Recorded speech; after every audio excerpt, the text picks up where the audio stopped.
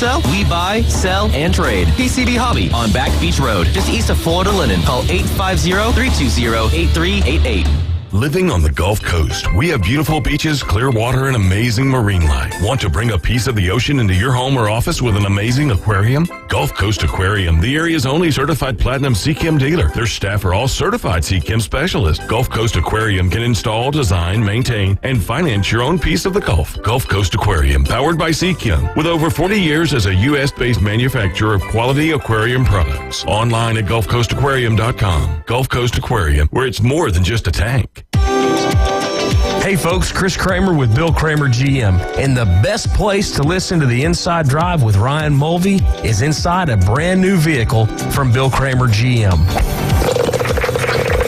And I want you to know we've got 10 times the amount of inventory on the ground as we did this time last year, and darn near all of them are discounted. So shop us online at BillKramerGM.com or visit us at the corner of Frankfurt and 23rd. We'll make it easy and take great care of you. Mid-South Lumber, where they treat you like family.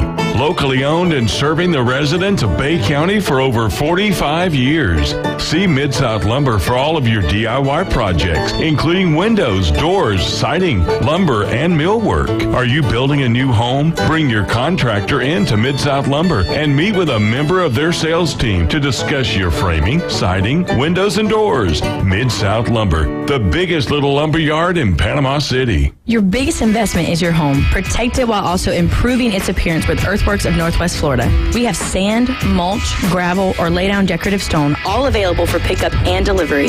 Discover your dream landscape with Earthworks of Northwest Florida.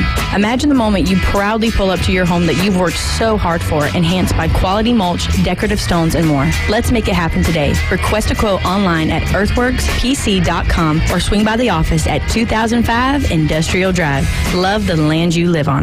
Mr. Clean, Mr. Clean. Of course I use Mr. Clean Magic Eraser to clean tough messes off my stovetop and bathtub. But then I discovered I can also use it to easily clean my patio furniture and even my shoes. I'm hooked. And when wipes won't cut it, I use Magic Eraser Sheets. They're thin and flexible erasers, perfect for everyday messes, like gunk on my counters and sinks. They really are magical. The reviews are in. Mr. Clean Magic Eraser and Sheets make cleaning look easy. Go home to the NFL. WGSX Lynn Haven. WVLQ Port St. Joe. ESPN Northwest Florida. It's the next evolution of sports talk radio. The biggest stories and the biggest reactions. Now. And now we're taking... With the first pick. This is the last ball you got in the bag. The Inside Drive. From college to the pros. Interviews with the newsmakers, sports betting, your phone calls, and more. And now, The Inside Drive with Ryan Mulvey. Broadcasting from the Bill Kramer Chevrolet Buick GMC and Kramer Marine Outdoor Studios. On ESPN Northwest Florida.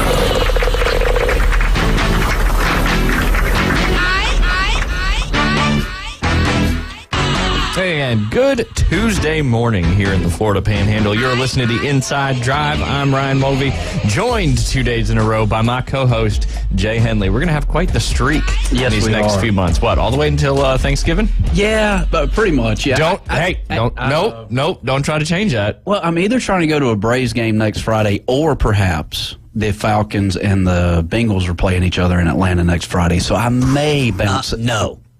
No, you've already got your decree of divorce written in. No, I know. You can go to a Braves game if Ryan allows. I'll only let you go to a Falcons game if it's a Bills game because you said you're a Bills fan now. Yeah, I'm going to go see the Bengals, though. I'm not going to see the Falcons. But you're going to see the Bengals? Yeah, I'm going to see the Bengals. Okay, yeah, that's fair. Yeah, that's fair. I'll root on the Bengals. Yeah, you got to save the Braves trip for when we the three of us go to a World Series game. Oh, yes. You didn't know that was in the mix already, I did not. Yep. It's okay. an ESPN Northwest Florida trip. Nice. Yeah. I got to make it there first, but I'm feeling good about it. Absolutely. Yeah. And you're paying for everybody. Sure. Yeah, absolutely. I was wondering how I was getting there for a second. Like that was the hook. My credit card would get us probably to the Alabama state line. Yeah. Yeah, I can't help you any. Hey, we can figure out the rest from there. Okay. We can hitchhike. There you go. Uber. No, Yeah. I was going to say something I probably shouldn't have right How there. much do you think an Uber is from here to Atlanta? Whew. Oh, my God. Give me 1 second. DJ Davey Crockett going to search that one up. Starting early with the searching. What's the high-low? I say 800. Will they actually do it? Huh? Well, yeah. Yeah, they will. They will? They will. Yep, they sure will. I say 800. It's like a car service.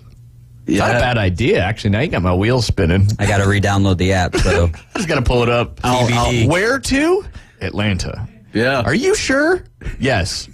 Okay. Now, you say 800? 800. That's hard to even kind of calculate because it's like 250 miles, 270 Yep. miles, something like that. Yep. Let's say if you go go 3 miles locally, it'll cost you $10. Well, think about an Uber driver here. Like, I mean, he gets he or she goes up to Atlanta. I got to imagine there's some kind of surplus on the outside the area Uber trip. That's, 5.5 hours long. But then he gets, then he or she gets up in Atlanta and then pick up another one, make some bank up there, and then come back. Like, look, Jay is letting you know how to make it happen right now. There you go. Yeah. But imagine being the passenger in the vehicle and having to awkwardly sit in the Uber for 6 hours. Oh my God. You know how you make the small talk in the Uber? Yeah. Like, oh, are you guys from here? Yeah, we live here. Oh, do you like living here? Yeah, no, it's a good time. It's busy in the summertime. That's why we're taking this Uber. Right. Yeah. Yeah. And then after that, where else do you go with it? Yeah, it just depends on the situation. Somehow, man, I always have the best the best conversations in Ubers because sports, you know what I mean? Especially if they end up being sports fans, and Taylor loves it. Yeah. when you're like a celebrity, so you're like, yeah. Not in normally when I'm taking Ubers, like you're elsewhere. Yeah, so I'm not a celebrity. We were in an Uber one time here, and it was after the grand opening of the Nicholas course, and we had went out and had some libations and took an Uber home. Good. And he flipped the switch, and it was like, you ever seen Cash Cab? It wasn't actually Cash Cab, but the music and the lights are going like together. It was fantastic. I said, this is the best Uber ride ever. Unless you had epilepsy, then. Yeah, unless you had epilepsy or dropped a bunch of E, then you might be in trouble. That wasn't the case. We just had some libations. That's somebody taking their craft to the next level. I mean, if you're, yeah, absolutely. It's all about service. It is. Yep. It's a dying sport, service. Yes, it is. I like they got the nice scented stuff. They've got magazines and some hand sanitizer maybe. Okay. I don't know. Tissues. I appreciate an Uber that has a tissue. Absolutely. Because you never know when your allergies are bothering you. Like what you have been going on recently, right? Yeah. I'm always looking for a tissue. There you go. I love it. I'm going to say, anyway, so you said 800? I say 800. If it actually will give us a dollar amount. I know, I'm a little scared to press confirm. Yeah, Uber. please do not confirm. I was in an Uber recently. You in an Uber has got to be an amazing thing. Oh, yeah, it was great. Where was I? I was somewhere in I was up in Atlanta, and the lady said that she brought somebody from Savannah to Atlanta, which is about 200-something miles, and she's like, hey, I'm just going to hang out in Atlanta today, and just kind of, I guess you're sitting on your phone waiting for that person to be like, I'm going from Atlanta to Savannah. And then as soon as that trip pops up, you got to jump on it. There you go. To get back. Absolutely. Or I guess you just drive back. I don't know. Deadhead back. Yeah? Yeah, just like a truck driver. Just there you deadhead. Go. Yeah, just hop in and go. There you go. It's not a bad strategy, if you're single and wanting to explore new cities. Absolutely. I mean, you just have to find a place to sleep each night. But yeah, I don't know. If you have a nice enough Uber, just sleep in your Uber. I wish the Amtrak would come through Panama City. Don't we all? Man, could you imagine just hopping on an Amtrak and just going just West Coast? There you go. We hadn't got to Europe standard yet. No, or Japan. He's got an answer. This is an estimate: $452 to $498. Wow! And to get the Uber XL, then you're closer to your price range, $658 to $723. So I'm requesting that now, and we'll take off, boys. That's not. What do you do? Do you go with the regular, or do you go for the XL? I don't know. I'm searching Delta at this point, and I think it's $700 to get to Atlanta on Delta, and I'm there in 48 minutes. That's true. That's true. Or you could enjoy some nice conversation and take a nap, get some work done. This is true. Or you could get on a plane and possibly sit next to something that's not real. There you go. That's true too. That's true too. Yeah. See what you started here today. Hey, how did we get on I don't know. You said something about Uber, and here we are. Yeah, that was interesting though. That'd be cool. Less than $500. You know how we got to this was asking him if he's going to be here till Thanksgiving. Oh yeah, that's right. Let's circle back. He's trying to go to a Braves game, trying to go to a Bengals game, according to you. Yeah, I'd like to. I'd like to maybe. The birthday's coming around next week. There you go. As you just had a birthday. Happy birthday! Oh, thank you. Yep. Got to get to the. Got to get up there. What, they're playing the Yankees next weekend, aren't they? Or is that this weekend? They're playing the San Francisco Giants next weekend. Ooh, a little NL matchup there. Mm-hmm. There you go. Yeah. So, but anyways, yeah, we'll see. I may go to a Falcons game or a Braves game. Or Bengals game. We'll see. Well, the good news is the Falcons games are typically on Sundays, so yeah, we don't do Friday radio night. on Sunday. This one's Friday night. The Falcons game? Yeah. Come on. Yeah. It's got to be a you're talking about a preseason. Oh yeah. Next Friday. Sorry. Yeah. Okay, that makes more sense. Yeah. That's the same time frame. You can go to both. Could. Yeah. But I'm thinking about going to Six Flags. I haven't been to Six Flags in like 20-something years, and I want to check out some of these new rides they have. I heard that Six Flags is pretty affordable. It is. Compared to other places. Yeah. True. And it's fun. I mean, especially if you like roller coasters. Busch Gardens and Six Flags are great. Yeah. Yeah. I mean, the daily pass back 20 years ago was like $100, and I think it's even less than that now. Yeah. Which, I heard it's crazy. Dude, when we used to live down in St. Pete, we'd get what was called fun cards, which essentially was a year pass there for Busch Gardens, and I think they were like 40-something bucks. Oh my god. $40, and you could just go there and ride the Montu as much as you wanted to. Yeah. Now, I've never been to Busch Gardens. Dude. I want to go. Have you been up here to Wild Adventures? You've had. Oh, yeah. I'd say for the bang for your buck there and all the roller coasters that they have and the water park there as well, I think Wild Adventures is a great place. Oh, yeah. It's a good day trip. And the times I've been, like, there's no lines at all. Yes. I mean, it's amazing. Yeah. Yeah, it's a unique feeling, I'm sure. You got to deal with the South Georgia Gnats, though. I mean, that's the only downfall. You just head up to Yep, absolutely. Ryan went there. She went there with one of her friends a couple of weekends ago, and that's all it was. They drove up, went down, went to Tallahassee, stayed the night, and drove back. There you go. Little triangle of fun. Yeah. The last time I've been to Six Flags was one in New Jersey, and I hadn't been on the one where you are laying flat. And most flips you're going Superman, right? Yeah, Superman. You were going most flips you go inverted, right? You flip over backwards. Well, Superman, you go down and you do like a front flip. Ooh. I've had way too many concussions since I used to roll roller coasters, and I blacked out on that one. Ooh. And then woke back up and was like, "What is happening?" Oh, really? That's when I worked in New Jersey on the Jersey Shore. We went down because it was right in the middle of the state, and I'll always remember that. It wasn't a good time. So you blacked out? Oh yeah, and then came back too. If they would have been recording me, it would have been a great video. You see the slingshot and all those where the people go up and then they pass out. Yeah. Yeah. No, it was interesting. Jeez. And then when you pass out, you feel like crap for like the next 2 hours. Yeah. But yeah, the front flip laying down versus the back flip is apparently what gets me. My first roller coaster was the Scream Machine at Six Flags over Georgia back years ago. Now they inverted it, so it went backwards, and so that was my first ever roller coaster. And man, a wooden roller coaster going backwards, it beat you up. I mean, I did not feel good for hours after that. Yeah, the one in New Jersey had the Great American Scream Machine, and that one had the corkscrew. It was like one of the first ones with the corkscrew. Wooden roller coaster? No, it was red and it was metal. That's why when he said wooden, I got confused. Yeah, probably a little more dangerous that way. Oh yeah. I think my first roller coaster might have been the one that was here at Miracle Strip. That would make sense. Why do we not have Miracle Strip? Miracle Strip and Shipwreck together, could be great. It's a staple. Absolutely. Yeah. Did you see the, I don't know where it was, but that roller coaster, it had the big old crack in it that the guy saw, one of the people there, where the I don't know what you call the big struts. The truss? The truss trusses? that was going up to the thing. It had cracked and it was moving. No. Yes, this was like a few weeks ago, and they had to obviously shut down the ride. We'll change it out. And then supposedly they fixed it, and then it cracked again. That was like 2 days ago, or maybe even yesterday. I saw. You need to search that up though, because it is disconcerting. Unbelievable. Or concerning. Well, a couple years ago, the Batman ride. I mean, there's like a 15-foot fence that you can't get over the bat. You can't get inside. And there was somebody that had lost something as they went through a flip, thought they would climb the fence to go grab that. And didn't they get decapitated or something like that? Yes. It was at Carowinds, which is a park that I used to go to. When Charlotte, right? Charlotte. Yeah. Yeah. I was like, I saw North Carolina roller coaster. I'm like, oh no, that's got to be Carowinds. I feel like there's a shelf life for all these things. Like if you don't redo it when the shelf life comes up, here's where we are now.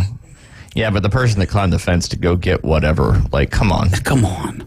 I know. Like, there's a fence there for a reason. I'd put barbed wire over it. Well, there's a comedian, and you hate to make light of stuff like that, and I think this was beforehand. There's a comedian that does a skit about that kind of stuff. But imagine your leg, your shin, or whatever. Oh, I can't imagine. Just get ripped off. I know.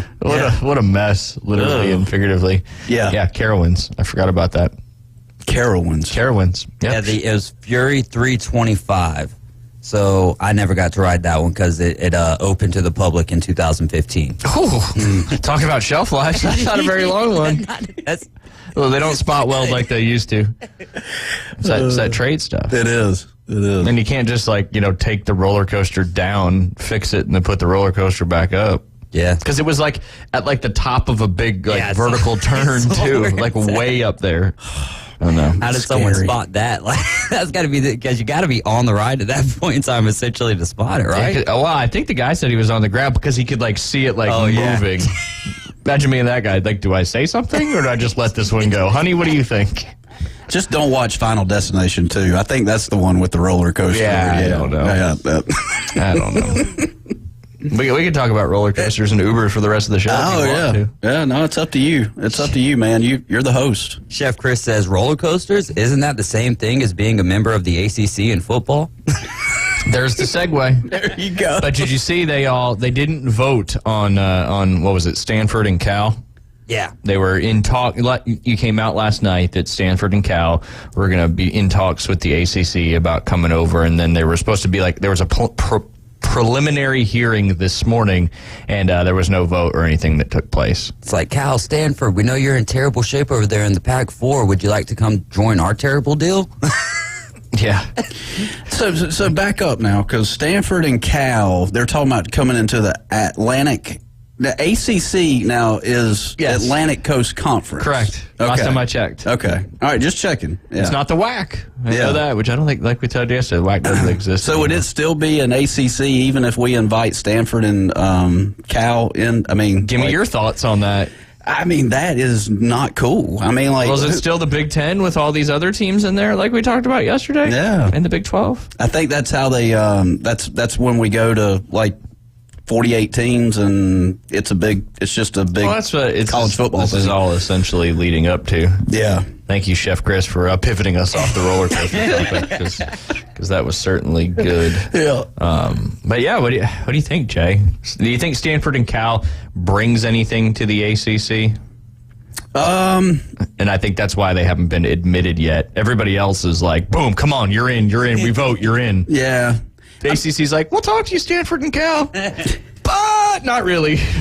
I think everybody, it brings in people's infatuation for a couple years, and it's kind of like, kind of like Oklahoma and Texas coming into the SEC. It's like, oh yeah, welcome to the ACC or whatever. I mean, it's just an infatuation thing for a couple years, in my opinion. I think, yeah, it just gets old after. Then we change it again. Oh yeah. It's going to change again. Yeah. Even if, let's say that, they get to the two power conferences or whatever, and then all of a sudden, 10 years down the road, I could see them shrinking down. Like, it's all so cyclical, and we've seen realignment been kind of happening for a long time. Even, we were talking about some of the teams that did it in the 40s and the 50s, Tulane used to be a member of the SEC, but I wouldn't be surprised if we get 10 years down the road and then they realize at that point that it's really not conceivable to do this for all sports, and that they kind of go back to their original conferences, to like the Pac-12 resurges, and it's just a football only type thing, which it's still, me and Brian were talking about that yesterday. I don't understand why that wasn't at least on the table for it just to be football. It still very well could be, because now you start, thinking about that, and, it's going to be such a struggle. Oh, yeah. It is, and you're going to lose scholarships. I mean, you're going to make it like if you're unless some of this money coming in is going to get funneled to the other programs. Well, but like you mentioned with Rutgers, though. Oh, poor Rutgers, which is in New Jersey, Jay. The fact that you're $250 million in debt, and you're in one of the premier conferences in sport in general. I don't know, man. It's going to be tough because if you're an athlete, right, and you're worried about, like, if the academic side of things is that important to you, like how you perform in your academics, I could see people going the route of the SEC rather than the Big Ten because of all of that travel. Now, it's not going to happen in the first 3 years or so, but then whenever, kind of word of mouth between athletes starts happening, some of these guys be like, yeah, man, like the fact that me as a swimmer, I've got to wake up at 4 o'clock in the morning to do class or whatever, and then I've got to go travel. You know what I mean? Like, I can see people sticking with conferences like even the Big 12, where you still have a good amount of travel between UCF and like West Virginia and whatnot. The Southeast, the SEC is all pretty close together compared to what the Big Ten is. So I think that's going to factor into some of these youngins' decisions. Well, and on the flip side of that, do you think, some of these, I'm going to still call them Power 5 conferences because, I mean, even though Pac-12's only got 4 left for next year, do you think, outside of football, do you think some of these other, like the Sun Belt Conference, for example, with, baseball programs, basketball programs, volleyball programs, all these other different sports, do you think athletes maybe start making decisions to go, instead of go to the Big Ten, to an Oregon or something like that, do they go to a smaller conference, more regionalized, where, it's not such an insane grind on those smaller sports? I could definitely see some of your, the Sun Belt Conference just becoming huge in baseball and huge in maybe even basketball is kind of hard. Yeah. To perceive that because, that's still one of the money makers revenue for generators. Revenue generators. Profit. But for baseball, softball, I mean, I think the SEC is just going to be running away with that every year. They might as well just crown whoever wins the SEC championship now that you've got Oklahoma and Texas in the SEC, the eventual champion. For some of these smaller things, I definitely think that smaller conferences like that, your G5 conferences, could excel here because of all of the craziness that's going on right now in the other sports, for sure. So it hasn't got so mandated to the point to where each conference is, with Under Armour, or each conference is with Nike. It's by school. I mean, it's by school. Yeah. I mean, if you try to get into these kids' heads, I mean, some of these kids that's been on, like social media for the last 7-8 years. Maybe you have these manufacturers that have kind of hit them hard, as far as like following them and all that kind of stuff. Like, is that a decision maker? This school's a Nike versus Under Armour. I don't know. Could be. I mean, could be. Who are you going with, Jay? Oh, man. Under Armour. Yeah. Must protect this house? Yeah. How about Tiger you? Woods? No, I mean, really, to be honest, I'm kind of thinking Spieth a little bit. I mean, when I think Under Armour, I think Spieth. From a golf standpoint. Yeah. Now, from a football standpoint, I don't have anybody particularly in my head that's like, that's football related, but I can't think of any big time. Yeah, Auburn. Auburn's Under Armour. Maryland's basically like the Oregon of Under Armour. Yeah, and Coastal Carolina does Under Armour too. Really? Yep. Okay. All right. I lost Nike. I don't know what happened 5 or 6 years ago, but I lost Nike. I'm sorry. Something happened that just kind of, and I can't remember. I mean, I try not to remember. You forgot to check on it.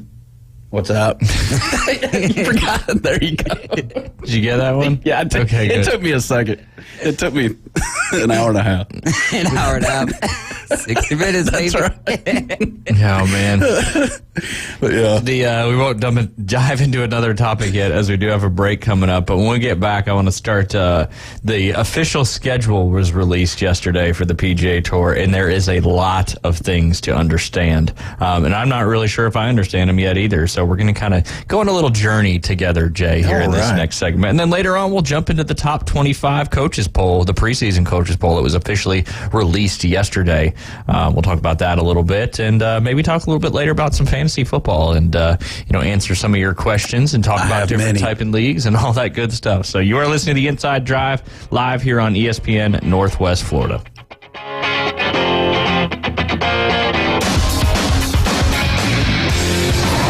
ESPN Northwest Florida. The tradition continues. That ball is going to be out of here. The Atlanta Braves play here. Bombs away. The Atlanta Braves are back and making a statement. Head first slide, 2 RBI triple. Listen to Atlanta Braves baseball in a rich audio experience live on ESPN Northwest Florida. Here comes the thunder. Sponsored by Bestway Portable Buildings, Dave & Buster's, PCB Hobby, and Gulf Coast Aquarium. This is Joanna with your latest forecast on ESPN Northwest Florida this Tuesday. For this afternoon and evening, some sun and a chance of thunderstorms and a high of 90 with a moderate breeze at 14 miles per hour coming out of the west-southwest. Tonight, partly cloudy skies with lows around 83. Tomorrow, partly sunny and a chance of thunderstorms and a temperature near 90. This forecast is sponsored by Mid-South Lumber, the best little lumberyard in Panama City. Thank you for listening to ESPN Northwest Florida. Rely on it. Are you tired of hearing 2 weeks when you call to get your boat worked on? Hey folks, it's Chris Kramer with Kramer Marine and Outdoor, and we'll get you in and back out on the water as quick as possible. We're a full-line Yamaha outboard dealer and Suzuki outboard dealer, and we have master-trained certified mechanics on site. So if it's just an annual service, electronics install, trolling motor install, or all the way up to a full repower, we can take care of you. So stop by and see us in the corner of Frankfurt and 23rd next to Bill Kramer GM, or call us at 850-851-0453. With over 65 years of combined experience, Instant Replay Sports Cards is happy to help you take your collection to the next level. They carry all the new hobby boxes, signed memorabilia, and supplies, new and vintage cards, and Pokemon. They sell and trade cards and are always looking to buy. They're an authorized source for Topps, Panini, Upper Deck, and Leaf cards. Instant Replay Sports Cards is open 7 days a week at 752 West 23rd Street, down from Academy Sports, and can always be reached at InstantReplaySportsCards.com. And now, the Inside Drive with Ryan Mulvey. We're going to have a talk. Tell me what you know. Broadcasting from the Bill Kramer Chevrolet Buick GMC and Kramer Marine Outdoor Studios. It's a frantic noise. ESPN Northwest Florida. And welcome back. You're listening to the Inside Drive live here on ESPN Northwest Florida. I was going to ask you, Jay, you've got the your big camp coming up. Tell everybody a little bit about that. I was going to ask you in the first segment, but then we started talking about Uber and roller coasters. Yeah, no worries. No, yeah, so we have a fall development program kicking off August 28th. It's Mondays from 4 to 5. That's going to go all the way until the second week in November, and then we're going to do, and I got to get with you on this, but a 9-hole parent-child championship on Saturday, November 18th, which I believe is the Saturday before Thanksgiving. The one before Thanksgiving. Yeah. So absolutely. So yeah, it'll be kind of a late afternoon 9-hole parent championship. We'll conclude that for the fall. But yeah, no, it's you can visit golfwithjay.com and get registered there. I know we're filling up. I think I have probably 12 or 13 kids signed up right now, and we're going to go probably 4 or 5 more kids, and then we're probably going to tap it off at that. And you can sign up. You don't have to sign up for the entire program. You can kind of break it out a little bit too. Yeah, it's $275 for each 4 sessions, or you can do the whole entire session for $795, and that will include the parent-child championship at the end of November. But yeah, man, it just keeps rolling and rolling, and it keeps before long we'll be talking about spring 2024. I mean, it's right around the corner. It is. It really is. That's for sure. Hopefully it's a little cooler in the spring. I hope so too. Yeah. Kudos to our course and grounds guys that have we've been closed the last 2 days, and it's because we're doing a aeration not only of the greens but all of the turf grass out there at Bay Point. So once everything heals up, the golf course is really, really going to be good. Oh yeah. But kudos to the guys being out there all day yesterday and today in this. I think this morning when I got there at 7:30, it was 90 degrees already. Oh yeah. And I know like Texas and Arizona and places it's even hotter, but I know the greens are always really good at Bay Point, but what time of year do you think we're the best out there? I would I would say October. October. Typically our best time because you're coming out of your growing season. Right. And then you're going into weather's getting a little cooler, not as much stress on the greens. Yeah. Because when you come out of dormant season in the early spring, that's when you're getting everything going and all that again. But obviously the benefits of aeration are overwhelming and a necessary thing to keep your turf grass healthy. And if you don't aerate, that's when you can get yourself into a lot of trouble with, obviously thatch and improving water infiltration, getting more nutrients down there into the soil and, encouraging root growth. And at the end of the day, it's not how big your blade of grass is. It's about how big your root is. There you go. There you go. It's a true story. Yeah. The bigger the roots, the better the grass. Nice. Okay, I did not know that. Yeah. Fun fact. It's all about root growth. Well, I know we got a chance of rain coming this afternoon, so maybe that'll kind of help it a little bit. Looks like I can just kind of smell it in the air, Oh yeah. Yeah. That beautiful smell. Yeah. But the PGA Tour schedule was dropped yesterday, Jay. Oof. What do you think? Well, I'm looking at it. I mean, it's a lot. It's a lot to look at. It really is. Personally, I'm looking, obviously at Kapalua. That's always a fun one for me to, it kind of kickstarts the season. I think that's the Tournament of Champions. Yep. Good to know that Lucas Glover's into that one. That'll be fun to watch. Yep, he's back. Still got a chance to win this thing. I mean, he's 49th. He's in the top 50. Yeah. I'm not seeing a lot of changes per se with the tournament in 2024 or with the tournament schedule. But like we were talking about yesterday, I think there's some elevated ones that top. So the new word is now signature. Signature. Elevated is gone. Oh, okay. It's same premise, just they're all called signature events. So gotcha. New to the list in those signature events in 2024 is the AT&T Pebble Beach Pro-Am. Mm-hmm. That'll be played both on Pebble Beach and Spyglass. So that means Monterey Peninsula and a couple of the other ones, because that's always a big, long, huge fields. But it'll be now just 80 players total in that, and the amateurs they still have the Pro-Am part of it. It'll just be the first 2 rounds with the pros, and then when they make the cut, it'll just be the professionals competing in the final 2 rounds at Pebble Beach. Okay. So certainly look a little bit different, but the 8 signature events, which are limited field tournaments with the increased prize money, that's formerly known as Elevated, and all that good stuff, as well as 700 FedEx Cup points to the winner.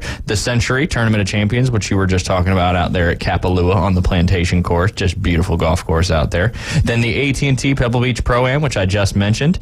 The Genesis Invitational, which is Tiger Woods' event, as well as the Arnold Palmer Invitational, that's down there at Bay Hill, March 4th through 10th. The RBC Heritage, which was an elevated event last year, now a signature event again this year, April 15th through 21st. So same schedule time on that one. That's always the week after the Masters tournament. The Wells Fargo Championship up there at Quail Hollow, the Memorial Tournament, which is Jack's tournament, and then the Travelers Championship kind of round out the 8 signature events that'll have significantly increased prize money.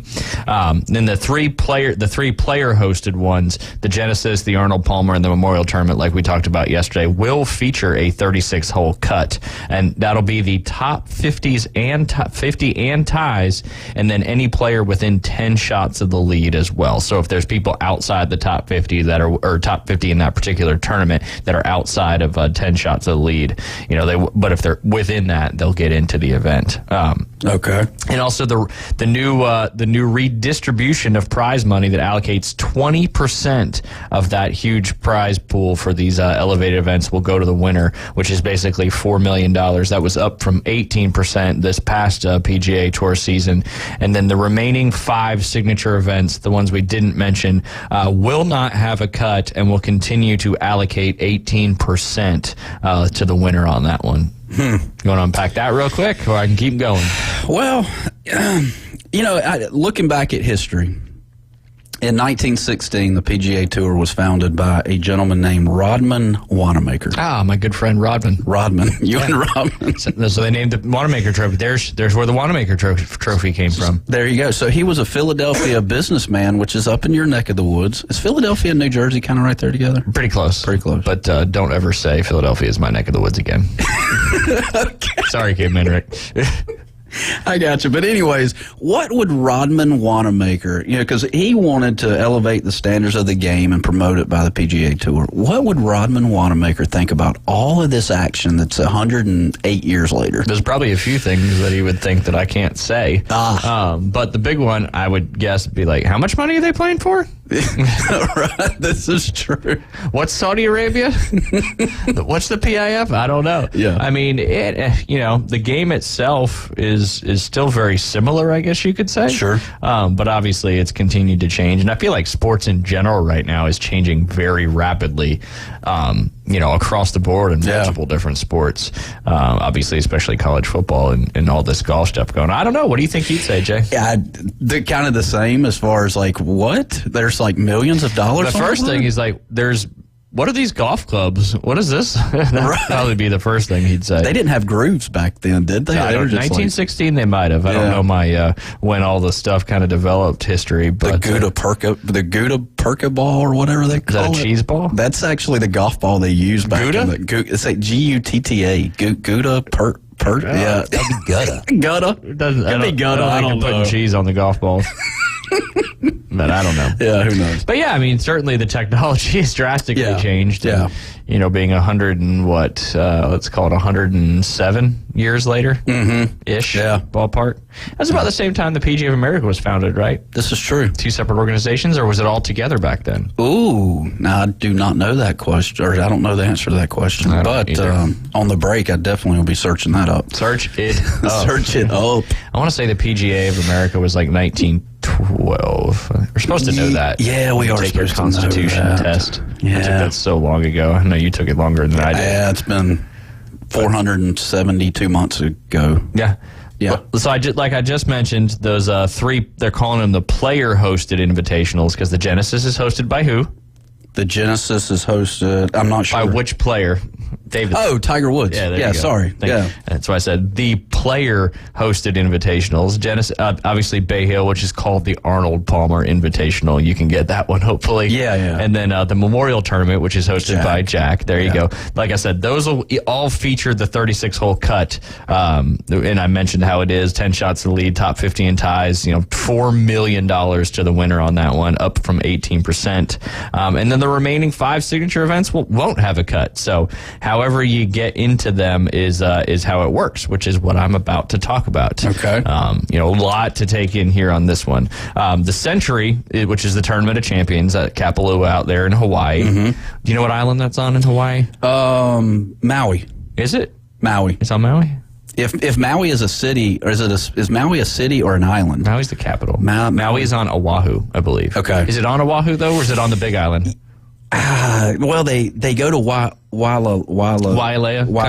Yep. Now that is in Honolulu, I think. Okay, which is also on Oahu. Which is no, Maui's an island. Okay. Oahu is the island that Honolulu is on. I see David back there making his fingers move fast. So anyway, that's the first signature event of the season, and that's going to feature PGA Tour winners from the previous calendar year, as well as the top 50 members from the final 2022-2023 FedEx Cup standings. How does that make you feel? I don't understand this because it's like the rich is getting richer, the poor is getting poorer, in my opinion. And if you can't, give the guys like Lucas Glover a chance, to come in and make a difference. And he's got a chance, right? Because if he finishes in the top 50 on this FedEx Cup thing, he's in there. Well, yeah. And he's also won, so he's in there as well. But my question, and I don't think we can answer this quite yet, is when the top 80 go to these signature events, what are the other couple of hundred guys that have the tour card doing? We will get to that. Okay. Because there's a lot of other events that are happening. That was one of your questions yesterday. Yeah. Again, like I said, there's so much to kind of unravel. But anyway, so the first one I mentioned, it's the top 50 members from the previous calendar year's FedEx Cup. And anybody who won. I don't think there's anybody who won that would be outside of that top 50. I don't know how that works. But then eligibility for the remaining 7 signature events, the field size is anticipated to be between 70 and 80 players. includes the top 50, again, from this season's FedEx Cup standings, and 15 members who can play their way in through the next 10 and the swing 5. Those are two key terms you got to remember, Jay. The next 10 and the swing 5. Here we go. You ready? Yep. The next 10 represents the top 10 members not otherwise exempt from the FedEx Cup standings. The swing 5 includes the top 5 FedEx Cup point earners not otherwise exempt from the full field and additional events preceding each signature event. You got that? I do. Okay. Tell me it back. Keep going. Moving right along. He's on fire! Is that an NBA Jam sounder? That's what I'm over here working my fingers for. That's awesome. What a great sounder. That was good. There's got to be another one. He's heating up. Yep. He's on fire. And you knew. And then you knew it was game over. It was game over. Because no matter where you shot from, that thing was going in. Yes, sir. 2 on 2. Now, when you got on fire, did you try to, hit a 3-ball for the extra points knowing it would go in, or did you have to see the crazy cool jam? Oh, I had to do the crazy cool jam. That's right. Yeah. Who was your team? I mean, did you have all NBA teams in that in the NBA Jam? It was 2 on 2. It was 2 on 2. Other than it was Jordan and Pippen, right? But who are the Hornets? I used the Hornets a lot. Yes. I want to say it was Horace Grant. I don't know where Horace was, but I want to like Alonzo Mourning, maybe, perhaps, and somebody else. Yeah, who's the other one? Was Muggsy Bogues in there too? Yes. This Boom is shakalaka! Yes, there it is. That's the dunk sounder. That's it. Now, do you remember Bird versus Johnson or Bird versus Johnson? Was the one on the Charlotte Hornets? Oh, was Larry it? Johnson. Yeah, Grandma. Okay, yeah, Grandma, right? But do you remember the game? It was Bird versus Magic Johnson, or Bird versus Jordan, and you had the little halo that would jump up and down on the hoop, and the halo had to actually land on the rim for you to. Was this get an NBA Jam? This is a whole different. This is a different one. It's a game like Bird versus Jordan, the dunk contest or something. Yes, Caveman Rick's texting me about it right now. So okay, yeah, good. But anyways, NBA Jam. You guys way off. No, this is good. This is good. The NBA Jam, man, solid. Yeah, so good. It was a great one. The Ric Flair song was the best one. I do too. Yeah. Although I like the He's on Fire. Absolutely, he's heating up. Anyway, don't even remember what we're talking about. Yeah, so let's recap. The next 10 represents the top 10 members not otherwise exempt. So that means you're the next 10 from the top 10 from the FedEx Cup standings for the season that you're playing in, if you're not already exempt, from the previous seasons. There's even more to keep up with. And then you can also get yourself in, doing the swing 5, which is the top 5 FedEx Cup point earners, again, not otherwise exempt from the full field and additional events preceding each signature event. I don't know if I understand the difference. I don't either. I think there's 2 things that come along with it. Obviously, money. Clearly. And the second thing is that's why I don't think we have a Tiger Woods anymore, is because let's don't have anybody run away with anything. The reason I say that is think back 25, 30 years ago when NASCAR had its point system. And, Atlanta Motor Speedway was the very last one of the season. Now, there were times when Dale Earnhardt Sr. would only have to run 1 lap at the Atlanta 500 to be crowned the NASCAR champion. Well, at some point in the 90s, they figured out, whoa, hold on, we can't have Earnhardt just race 1 lap and become a NASCAR champion. And then at that point, that's when sports started changing in the 90s. It's like we can't have anybody run away with anything. We got to keep it all together. I'm throwing some facts out there. Explain to me, though, how with this FedEx Cup scoring system, somebody couldn't run away with it.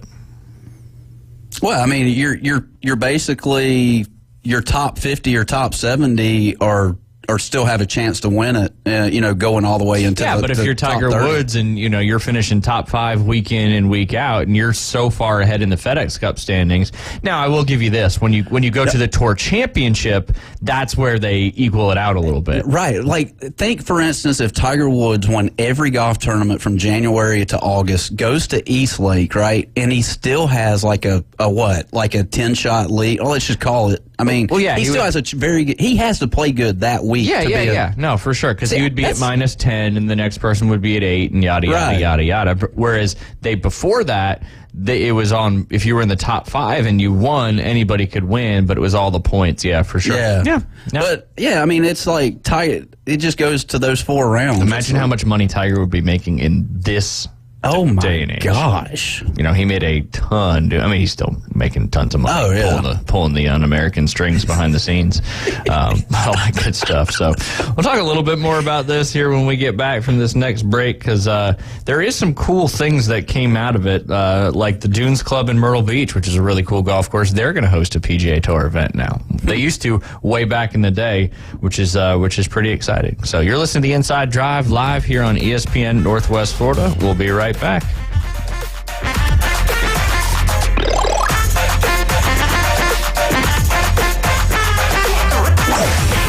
ESPN Northwest Florida presents The Blast at Bay Point. Listen to Win Your Tee Time at the legendary Bay Point Golf Club in beautiful Panama City Beach. You ready to play some high-low? I'm gonna try. Listen weekdays at 8:40, 12:40, and 5:40 to play high-low for a chance to win 18 holes at Bay Point Golf Club. I tell you what, you're gonna enjoy it. You're gonna love it. Listen to Win the Blast at Bay Point from ESPN Northwest Florida. Living on the Gulf Coast, we have beautiful beaches, clear water, and amazing marine life. Want to bring a piece of the ocean into your home or office with an amazing aquarium? Gulf Coast Aquarium, the area's only certified platinum CCHEM dealer. Their staff are all certified CCHEM specialists. Gulf Coast Aquarium can install, design, maintain, and finance your own piece of the Gulf. Gulf Coast Aquarium, powered by CCHEM, with over 40 years as a U.S.-based manufacturer of quality aquarium products. Online at GulfCoastAquarium.com. Gulf Coast Aquarium, where it's more than just a tank. Bay Breeze Bait and Tackle, this is Tim. Do y'all sell bait? Yes, we seasonally stock live shrimp, live bull minnows, live sand fleas, live fiddler crabs, earthworms, night crawlers, crickets. We also stock frozen shrimp, sand fleas, mullets, squid, pre-rigged ballyhoo, bonita, stingray, cigar minnows, Boston mackerel, Spanish mackerel, and a few other miscellaneous baits. It's worth the drive to buy premium locally sourced bait from Bay Breeze Bait and Tackle, located directly off Highway 98 on the west end of Panama City Beach.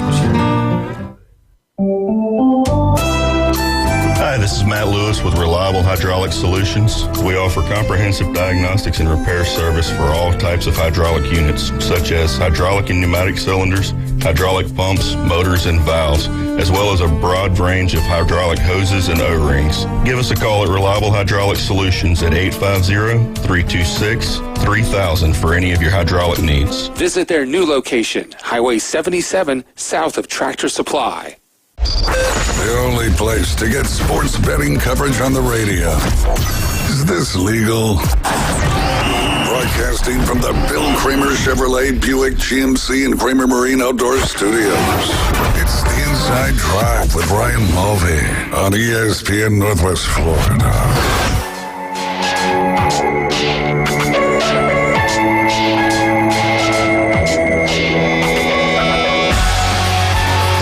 Welcome back. You're listening to the Inside Drive live here on ESPN Northwest Florida. Crawling was the first song I ever downloaded on Napster. Really? Fun fact there. Oh, my Linkin Park goodness. made me think of that. But you're listening to the Yes, Inside sir. Drive live here on ESPN Northwest Florida. Sitting inside the Bill Kramer Chevrolet Buick GMC and Kramer Marine and Outdoor Studios. I haven't mentioned our frequencies yet this entire show. Little disappointed in myself. You can listen live and local on 104.3 in Panama City Beach, 101.9 along the Forgotten Coast. You can watch us on Facebook, YouTube, and Twitch. Just search ESPN Northwest Florida. And as always, Jay, where do they need to go to download that free mobile app? On the Apple iStore. Just the Apple Store. Apple Fine. Store. Yeah. What about the other one? Man, Where do you go? I was on fire for a minute. Well, I And gotta then- keep you grounded, man. We can't let your head get too big. Those headphones wouldn't fit. You were heating up, and you just bricked that 3 trying to get on fire. ESPNPC.com. That's the website, yes. But the Google Store. Google Play Store. See, you knew it was in there. Yeah. But you do have to search 104.3 ESPN Northwest Florida when you're searching for the app. Okay. Although Facebook, YouTube, and Twitch is just ESPN Northwest Florida. So when you're in the Google or Apple store, you just can't go to ESPN app. You got to actually No, that's going to search get you a different one ESPN. that we're not That's tied going to to. give you the guys up north. Yeah. Up north. Yeah. Isn't ESPN up in New York? In Bristol? In Is it still in Bristol? Yeah, I think they got Bristol, they got Los Angeles, They got them all over the studios place. everywhere. But yeah, if you just download the ESPN app, you're not going to be able to hear us. So ESPN 104.3. 104.3 ESPN Northwest Florida. This tells me that he does not have the app on his phone. He does have the app. You do? Don't you have the app? No, he doesn't have the app. I thought he did. I'm going to show him how to find it here in this next I got break. my ESPN Fantasy app. I definitely have that. Well, that's all that matters. That is for sure. Jumping right back into this PGA Tour stuff, but kind of how it works. Again, I'm just kind of trying to outline all these new signature events. The first one being the Tournament of Champions, the Century Tournament of Champions there, with the next one being the AT&T Pebble Beach Pro-Am. Again, if you finished in the top 50 of the FedEx Cups in the previous year's season, which is what we're in right now, you automatically qualify for all these signature, I almost said elevated, all these signature events. And then the next 10 from the final FedEx Cup standings of, I think, last year as well, which that's interesting. So I guess it does matter if you're inside the top 60. And then the Swing 5, which means the top FedEx Cup point earners from the Sony Open Hawaii, the American Express, and the Farmers Insurance. So that explains to me what this Swing 5 is. Each Swing 5 for each signature event, there's a series of tournaments that if you're in the top 5 FedEx Cup point owners, or earners, you get into that event as well. Okay. So that means you can play your way into one of these signature events? Elevated. Signature. Man, this is tough. This is tough. Yeah. So you can have a good little, multi-tournament run and you're not already, qualified for one of these signature events. You can get yourself in. Then the Genesis Invitational, again, it's the next 10 from the final FedEx Cup fall standings, as well as the top point earners from the Sony Open, the American Express, the Farmers Insurance, and the Waste Management Phoenix Open. And then it kind of, keeps coming. Arnold Palmer is next, same thing. You get the next 10, and then it's the top earners from the Mexico Open at Videnta, as well as the Classic in Palm Beaches, which was the Honda Classic before, but they said they're going to get a new sponsor. Heritage, same thing, Wells Fargo, all that good stuff. Signature event eligibility will also include current season tournament winners, PGA Tour members inside the top 30, the official World Golf Rankings from the preceding week, and there's also going to be 4 sponsor exemptions earmarked for PGA Tour members into the signature events. I don't know if I like that. Who chooses that? Yeah. But yeah, Wyndham Championship, August 5th through 11th, will still, conclude the PGA Tour regular season. Basically, it's the same time frame in the season, except the fall events are not. I don't even know if they're going to do fall events next. So there's no wraparound season. No, it used to be the same way, and then they got rid of the wraparound season. So I really don't know what that means for the fall. I do not see a Sea Island Golf Club on here for 2024. Ooh, there you go. See, they're out. Wow. And that was the McGladrey, right? Yeah, or the RSM. RSM McGladrey. Yeah. Mm-hmm. Yeah, I guess that's the same thing. I don't know.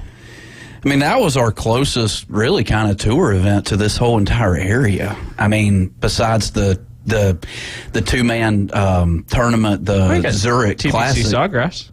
Yeah, that's true. That's true. Yeah. A lot of people do go to that one. True. Yeah.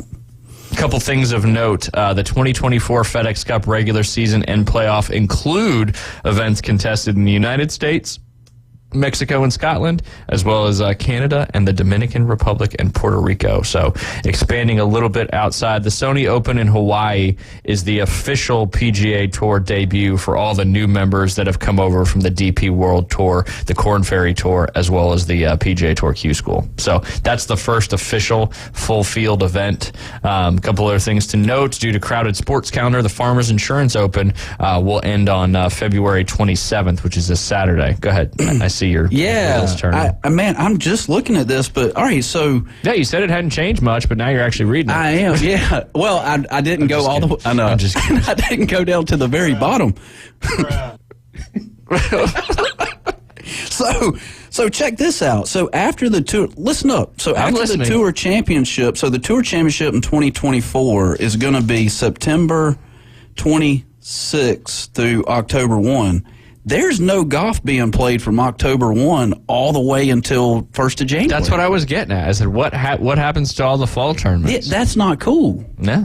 What are they going to do? Yeah. This is, and we talk about it all the time. They moved the FedEx Cup playoffs outside of the So, why is it have, I think August. I think it's still in August. I think that 26th through 1st, it just bleeds into the 1st of September. Okay. It's like, because I was about to say, if they moved it right back into competition with football, that makes no sense. Well, that's an easy fix. Just watch football. Yeah, that is true.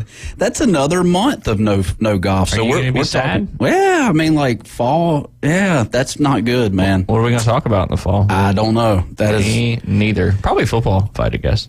What are some things that happen with golf in the fall? Let's see. So you have... I'm not going to be honest. I can't remember the last time I watched a PGA Tour event in the fall. Really? Yeah. Oh. You tell me one you've watched. Yeah, I mean, I follow it. I mean, it kind of keeps me going. You have the father-son down in Orlando. That's great comparison. That's a good one. That's great. It's fantastic. Yeah. Anyways, all right. They don't want to compete with football. I got you. And that's why, like, they have the fall events this year, but they're not, I guess that they're just going to be to play to earn money for people that, aren't in the FedEx Cup and all that. So there's an opportunity for people to play in the fall. We need to get on the horn with somebody from the PGA Tour. I think so. Can you start tweeting at Jay and see if he'll get on the Monahan? That is. Yeah, see if he'll get on with us. Yeah. Is that a traffic report? Yeah, that's a horn. David's back there like a kid with all these sounders. He's like, I just can't wait for the right time to hit this sounder. I love it. We're giving you lots of opportunities, though, I will say that. Yes. But a couple other things. These are the kind of the 6 takeaways, so to speak. Get used to signature events. Elevated events were the rise. You call them designated events. Now we're calling them signature events. Tiger, Jack, and Arnie's events are elevated even further because they have cuts on there. The money is only getting bigger. Tucked into this press release was the fact that the winner of the 2024 FedEx Cup, the year-long battle for the points that culminates as the Tour Championship, will earn $25 million on their own. That's a $7 million increase from this year's FedEx Cup, 38% increase, meaning those birdies and bogeys coming down the stretch there at East Lake will be worth even more than ever before. Yeah, because I think it's, 18 million now you get if you win the FedEx Cup, jumping up to 25 million. Pebble Beach will look very, very different on TV. As I mentioned before, there's going to be 80 total pros playing in that event. You still have the Pro-Am part of it. They're going to switch and play Pebble and Spyglass Thursday and Friday. Only play Pebble on Saturday and Sunday. The amateurs will play with them on Thursday and Friday. Only pros on Saturday and Sunday. It'll be cool. It's elevated. So one of the things with Pebble Beach, and this is, I think, something Keith Fleming actually tweeted out about in a positive light, that Pebble Beach is going to be a really, really cool one to watch now because, you don't get the best of the best that come and play in that tournament. Yeah, that's and true. And now it's a signature event, so they're all going to be there. I agree with that. How's that make you feel? That's a little bit better. There you go. Yeah. I like that. All right, some new-ish events, new sponsors, new places. Like I said, PGA National, it's currently called the Classic at Palm Beaches. It was always known as the Honda Classic. A sponsor announcement is supposed to be coming out in the next few months. The same time the Wells Fargo's championship is going on, you're going to have a tournament called the Myrtle Beach Classic, offering players outside of the signature events another playing opportunity. This will take place at the Dunes Golf and Beach Club.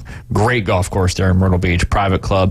Tough golf course. Okay. Donald Ross, wicked greens, always crazy fast. You've played it, Ryan? Yeah, played it a few times. Nice. We used to play it in some section events when I was in the Carolina section. Me and one of my assistants one time, we actually finished in the top 10 and a pro assistant there. Cool. We were pretty excited about that. Yeah. Played some good golf, though. That makes a big difference. Good. And what's so unique about the Dunes? You said it's private. It's a private club. Yeah, it's just not your typical, resort style golf course. It's more of a true southern, a lot of oak trees and moss and all that stuff. But it's just like it's like an old golf course. It was built it's Donald Ross, so it was built a long time ago. Whereas a lot of the golf courses in Myrtle Beach are more modern or built in the last 50 years or so. So just it's nice to have that kind of original hidden gem, so to speak. The push-up greens, they still have the push-up Donald Ross green? I think they renovated, but still the same slopes and all that. The Meadows was old 328 push-up greens, originals. Back when they used to just take the dirt, push them up, shape it how they wanted to, and put grass on top of it. Now you've got USGA spec greens where you got gravel, drainage, all sorts of stuff in there, and a lot more goes into it with technology and all that particular stuff. So a lot of waste bunkers over there at this. Not really, but there's some massive alligators there. Oh gosh, I bet. Yeah, massive alligators there that people know. and don't particularly put their dogs in harm's way. That's for sure. This is true. That's This neither is here nor there. true. And I had mentioned the next 10 and the swing 5 are really keys for all this stuff. Thoughts, problems, concerns, complaints, all that good stuff. I mean, David, what do you think about all this new PGA Tour schedule stuff? Because you're kind of on the not on the outside of right, it. but if I knew what to even compare it to, then I'd have a better I don't know if you can compare it to anything. Well, no, that's what I'm saying. Like, it's not like I have a great idea. Like, maybe next year when I'm watching, like, oh, this kind of seems odd that it's being played now. But, like, to me, there's only 4 tournaments that I like. You know what I mean? The like, majors. not that I'm, like, not watching the other ones, but that I know when they are, if that makes sense. Like, of course, your big ones like the Bay Hill Invitational and even the Memorial. But as far as, like, I just don't have a great I don't have anything to compare it to. I got it. Do you guys think that, you're talking, casual golf fan, let's call it, and a lot of people, just watch the majors, they'll throw in the Players Championship, TPC's Sawgrass. A lot of people will watch that Century Tournament of Champions just because it's the first tournament of the year, getting everything kicked off. Do the signature events and these massive prize purses and all that stuff make you want to watch those tournaments anymore? Like the fact that the prize money is massive now? No, because the only thing I care doesn't about move is the needle, right? The people playing in them. It's not even that. It's the leaderboard, and not even the people on the leaderboard. Like, I'm not probably going to watch a guy with a 6-stroke lead. Yeah. But if it's close or whatever, then I'll watch whoever. I'll watch the LPGA. It's going to be the same 50 people in each one of these events, plus these next 10 and the swing 5 and all that stuff. So, I mean, you're not going to get a huge variety of people playing in them. And obviously, they've earned the spot. But, I'm going to say I don't think, the fact that they're making all this money, gets more eyes on the TV. I'm with you on that. I mean, I like to see the underdog come from, You just love the underdog. I do. Which is good. Yeah. So that was a non-computered sounder there from David. I forgot my mic was on. This is the old underdog. How much time we got, David? Oh, we're like a minute past. A minute past? Oh, this clock must be getting slow then, because it only looks like 11:56 to me. It's 58. Oh, it's 11:58. We need to adjust that clock. You're listening to the Inside Drive. When we get back, we're going to talk some college football, so you don't have to hear me talk about golf anymore. You're listening to the Inside Drive live here on ESPN Northwest Florida.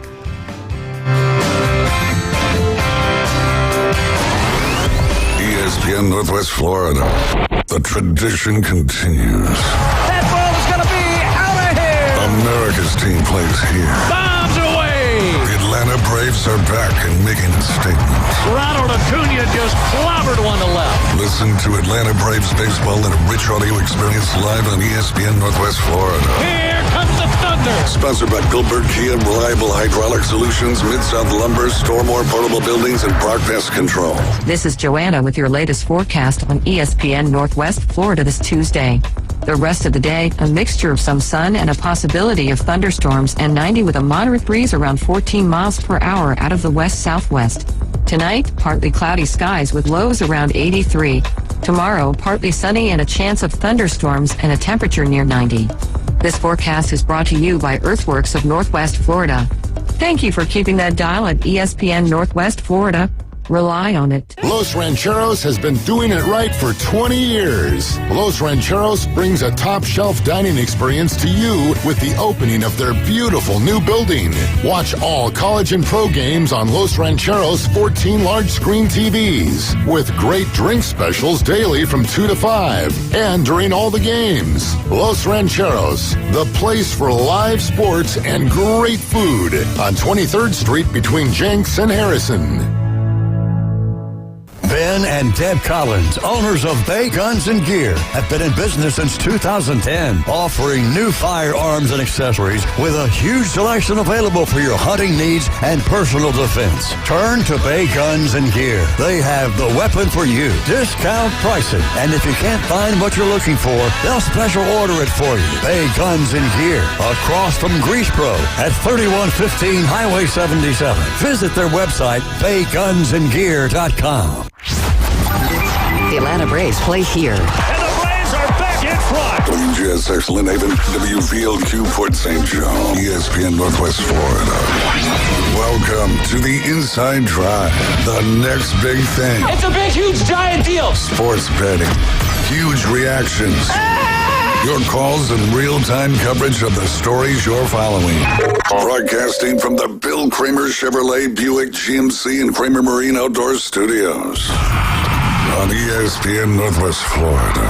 Sky rockets in flight. Afternoon delight. Yeah, welcome back. You're listening to the Inside Drive live here on ESPN Northwest Florida, sitting inside the Bill Kramer Chevrolet Buick GMC and Kramer Marine and Outdoor Studios. Drove by there a couple times yesterday. Yes, sir. As we were on the hunt for getting ready for school. All the UA kids started school today, so it was cool to see everybody getting back there and all those familiar faces. But man, tons of vehicles in stock. All those HD trucks just lined up along the way. They just look absolutely beautiful. Your trade values are still high, so go see what your vehicle's worth and maybe drive it away in a brand new truck. You got that right. I know those Tahoes are coming in shortly as well, and if you need to get your boat back out on the water, only one place to go, Jay, and that is Kramer Marine and Outdoor. And Outdoor. There you go. They'll get you back out on the water ASAP. They'll even come pick your boat up at a ramp and tow it to the dealership for you and get it worked on and get you back in the water ASAP. You just got to give them a call. It's 850. I don't know that one off the top of my head. 850-851-0453. You can check out all their new and used boat inventory at KramerMarineandOutdoor.com. Only sell boats that begin the letter S. Seabourn, Spider, Sundance, and Skeeter. Yes, sir. Oh, here's where somebody called. So David's on the phone. Otherwise, that would have been a perfect for. He's on fire. I think I saw Chris out at the Skeeter dealer meeting, I think. Did you? Yeah, so he's probably over. Were you at the Skeeter dealer meeting? No, I think it's somewhere over in Texas, but I would love on the old social media? Yes, sir. Yes, sir. Yeah. Yes. So, yes, I think we do have a caller, Jay, and we'll see how fast David could write his or her name up there on. Oh, he texted me.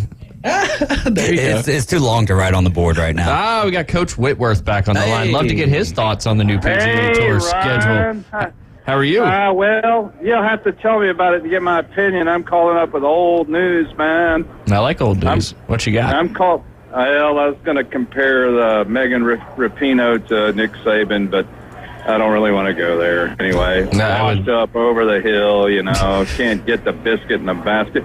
I'll tell you what, the Women's World Cup sent me into it was a trigger for depression because it reminded me of the Nashville Predators for about 22 out of the 25 years they've been in existence. They played hard but couldn't shoot. Yeah. Anyway. Yeah. So tell me about the new schedule, and I'll make a comment on it. Yeah, so it's a whole new. There's a lot really to dive into, but I'll give you the. I should let Jay give you the. Just give me a highlight. 10,000 foot view. No, Ryan's got this. Ryan's got this. No, I had a question. I had an instruction question for Jay. We'll finish up with though. There you go. Yeah, just real quick. It's back to a calendar year. The season officially starts the first of the year and then ends with the FedEx Cup in the last week in September. But now they've got 8. They're calling them signature events now. There were elevated events. There's 8 of them, and only 3 of those elevated events actually have a 36-hole cut now. Well, that's kind of old and new news. I got one question. Are they going back to Doral? Oh, I don't know if I saw Doral on there. They are not, I don't think. Yeah, it's all political because of Trump, and I hate that politics gets into sports, but that's why they're not at Doral. I mean, it's a great Dick Whistling design, great finishing few holes. It rivals any other golf course on the tour that's not a major or a sub-major. They used to have a big event there.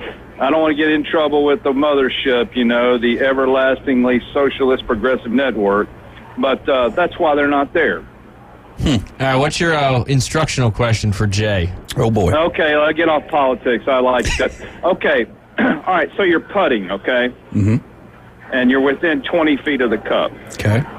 What should you do? Should you open your face and close it, or should you go straight back, straight through? Oh, that's a great question. I mean, I think it's a straight back, straight through. Yeah, I agree. With a little bit of arc. I mean, you can put a little bit of arc on it, but yeah, straight back, straight through. Now, does your actual physique determine what you can do with that? Obviously, the taller you are, your longer your arms hang, the easier it is to go straight in the back. But if you're a little shorter, a little rounder, you may have to rotate just a little bit. Let me put one point in as a former coach of pickleball, not golf, right? Wink, wink. Anyway, no, here's the deal. It depends on what your putter is. If you have a heel-shafted putter, like Crenshaw used to putt with, who had great hand-eye coordination, you're going to open it up no matter how close you are. because your access point is exactly. And if you've got a center-shafted, like a, I don't know, Payne Stewart. In the blank. There's a lot of there you go. You don't see too many center shafts nowadays. Yeah, they got a 2-ball center shafted, which I think is almost cheating. You know, I don't know if you sell that there at the Bay Point, but anyway, straight back, straight through from 20 feet and less, and then you got to swing a little bit. You just have to. But if you got a heel shafted putter, you better be a damn good athlete. I love you guys. Go America in the World's Cup, or USA, whatever you want to call us. All right. We'll talk to you later. All right. Thanks, Coach. Take care. Hey, USA's out, so I don't know. Done. And the schedule with the 8 signature events, right? That just came out yesterday, so I don't know how that's old news. Yeah, well, in today's world, I mean, it's old news. Hey, it was old news briefly. Yeah, right. Absolutely. But yeah, USA got eliminated. We talked about that yesterday, so I don't know how they're going to win the whole thing. But, interesting question. The putting is such a very personal thing. It is. Sure. And it's, rotating faces, back straight through. I can't. You're a center shafted putter guy? I am. I'm just more of a almost kind of like keep it closed on the way back. Yours is almost like the pirate ship at carnivals. Yes. And it goes this way more than this way. Right. Little pop stroke. Yeah, I mean, my thing with the arc, though, is like your chances of getting that club back to square. It adds an extra variable of a square club face, for sure. And I'm more of I love the less is more type situation in golf because there's so many, different nuances. Well, and on the straight back, straight through, you also have to make sure you are completely square to your target line as well. Absolutely. Because if you're not square to your target line, you go straight back, straight through, that ball's not going to leave on your target line. Yeah. Putting, very, very important. Yeah, I'd like to get into Lucas Glover's mind. I mean, I think he's always been a great ball striker, but he has found something with that putter. That's what the big hang-up was. Yeah, I mean, that putter's like 6 foot tall. I think it comes almost up to his ears. But I'd be curious to see kind of what he's been working on with his putting to because he putted lights out this past week. Yeah, and that's what makes the difference. That's for sure. Yep. You want to talk about the college football poll, or do you want to talk about fantasy sports? Well, let's go fantasy sports because I have some questions as far as this is my second year getting into fantasy football. And I'm curious as to what I need to do moving forward in the next few weeks. Yeah, we got our draft coming up. And David, is there still any spots open in the ESPN Northwest Florida League? I had one drop out due to some circumstances, so I've got 5 spots left. 5 spots open. We got to get this thing pushing and going because we got some time. Yeah, it's not until the 26th, 2 weeks from this Saturday. And that's why I'm not it's not that I'm not pushing it, but I know how it goes. We're going to get to like August 15th. We're going to get to like, a week before the draft. And not that people just know when the draft is, but they're going to be like, oh, don't you all play fantasy football? I want to play. And I'm like, man, you should have been listening in July and we would have been able to make that happen because that's the whole point of having as many leagues as we do is to try to get as many listeners as possible so we can all have some fun. Yeah, absolutely. So for the ESPN draft, for the Northwest Florida draft, how many teams are involved in this? There is 12 per league. 12 per league. I guess league is the right word, right? 12 teams per league? Yes. Okay. Yes. 12 human beings managing a roster in each. And you have the Champions League, which is a culmination of the top 4 from each of the additional leagues last year, as well as the Champions League. So in order to stay in the Champions League, you had to finish in the top 4 of the Champions League. Gotcha. And then the top 4 from the other, I forget what they were called last year. Last year it was 104.3 the South League and 102.1 the North League because Mariana was 102.1, so it was North and the top 4 in each of those are now in the Champions League. So that makes up your 12 there, and then you got 12 for the afternoon underdogs, 12 for the inside drive, and soon to be 12 for the Coach James Hale Show League. Okay, I got you. So you're the commissioner. I am not the commissioner. You're not the commissioner. I'll assist David in whatever help. Technically, we've got like a 3-headed monster for the Champions League. That's Now I'm the commissioner for our Bay Point League. Gotcha. Okay. Yes. All right. But with great power comes great responsibility. Absolutely. You can't be influenced by others when you're the commish. Yeah, that's true. AKA, you can't take bribes. Right. I mean, you could, just don't get caught. Don't get caught. Now, I'm getting you caught. never run at the league again. Yeah. I'm getting caught between two leagues because I'm going to be in the ESPN Northwest Florida. Welcome to the big show. Yep. Okay. So there is a league, and which one is it where there's some people I'm not allowed to get because I'm glad you asked that, because there are several different types of fantasy football leagues, and we are not talking about daily fantasy, which is your DraftKings and your FanDuel and all that stuff. That's daily fantasy, although you can do some best ball leagues through those programs as well. But this is, you're going to call it a standard league or a redraft league, which means now our league is a little bit of a hybrid because we've got you and Bill who have joined the league, and you were not in the league last year. So we are doing a one-person keeper league, which means each person that was in it, everybody was in it. We had 12 last year. We're going to have 14 this year with the addition of you and Bill. Every person on the team, you can have multiple keepers. You can have 1, 2, 3, 4. I don't know how many particular keepers. If you do a whole roster, that's a best ball league at that point. But we go out and pick who we want to keep prior to the draft. And wherever you drafted that keeper in last year's draft, whatever round you drafted that person in, for example, I'm keeping Jalen Hurts in our Bay Point Keeper League. He's my one keeper. I think I drafted him in the 4th round last year. You don't have to keep. Can you not keep anybody? I think you got to keep at least one. You got to keep one. Yeah. Okay. I would say if you don't want, I mean, it's totally up to I don't know the what the commission. settings are, but I got you. I don't know. I'm making everybody keep one. I got you. Seems like the right thing to do. But anyway, so I won't get a pick in the 4th round of our draft coming up. And we do a live draft with the board and all that, so I'm going to pay attention to make sure I don't have people drafted in their particular slot where they shouldn't be drafted. But that's where I got You Steve. can just go ahead and take the sticker and then put it right there where they're supposed to be drafted. Like in our league, or one of the other leagues that I'm in, Patrick Mahomes in the 5th round for one of the guys. I'm like, oh, I got Travis Kelce in the 2nd round, which is decent. I made a trade to end up getting him, but Travis Kelce is going pretty high off the board in ADP right now. Yeah, absolutely. And then they're in that standard league. You've got score, and there's 2 types of scoring. There's points per reception, and then what's the other one's called? What? Standard. There's non-PPR. Yeah, non-PPR. The standard though now is PPR. In fact, they're getting into, like, if you use the Sleeper app, I would say, I mean, ESPN is like the standard for fantasy. I would say you still have the NFL, Yahoo. There's a ton of them I out used there. Yahoo forever, but that was actually the first league that I ever used was Yahoo.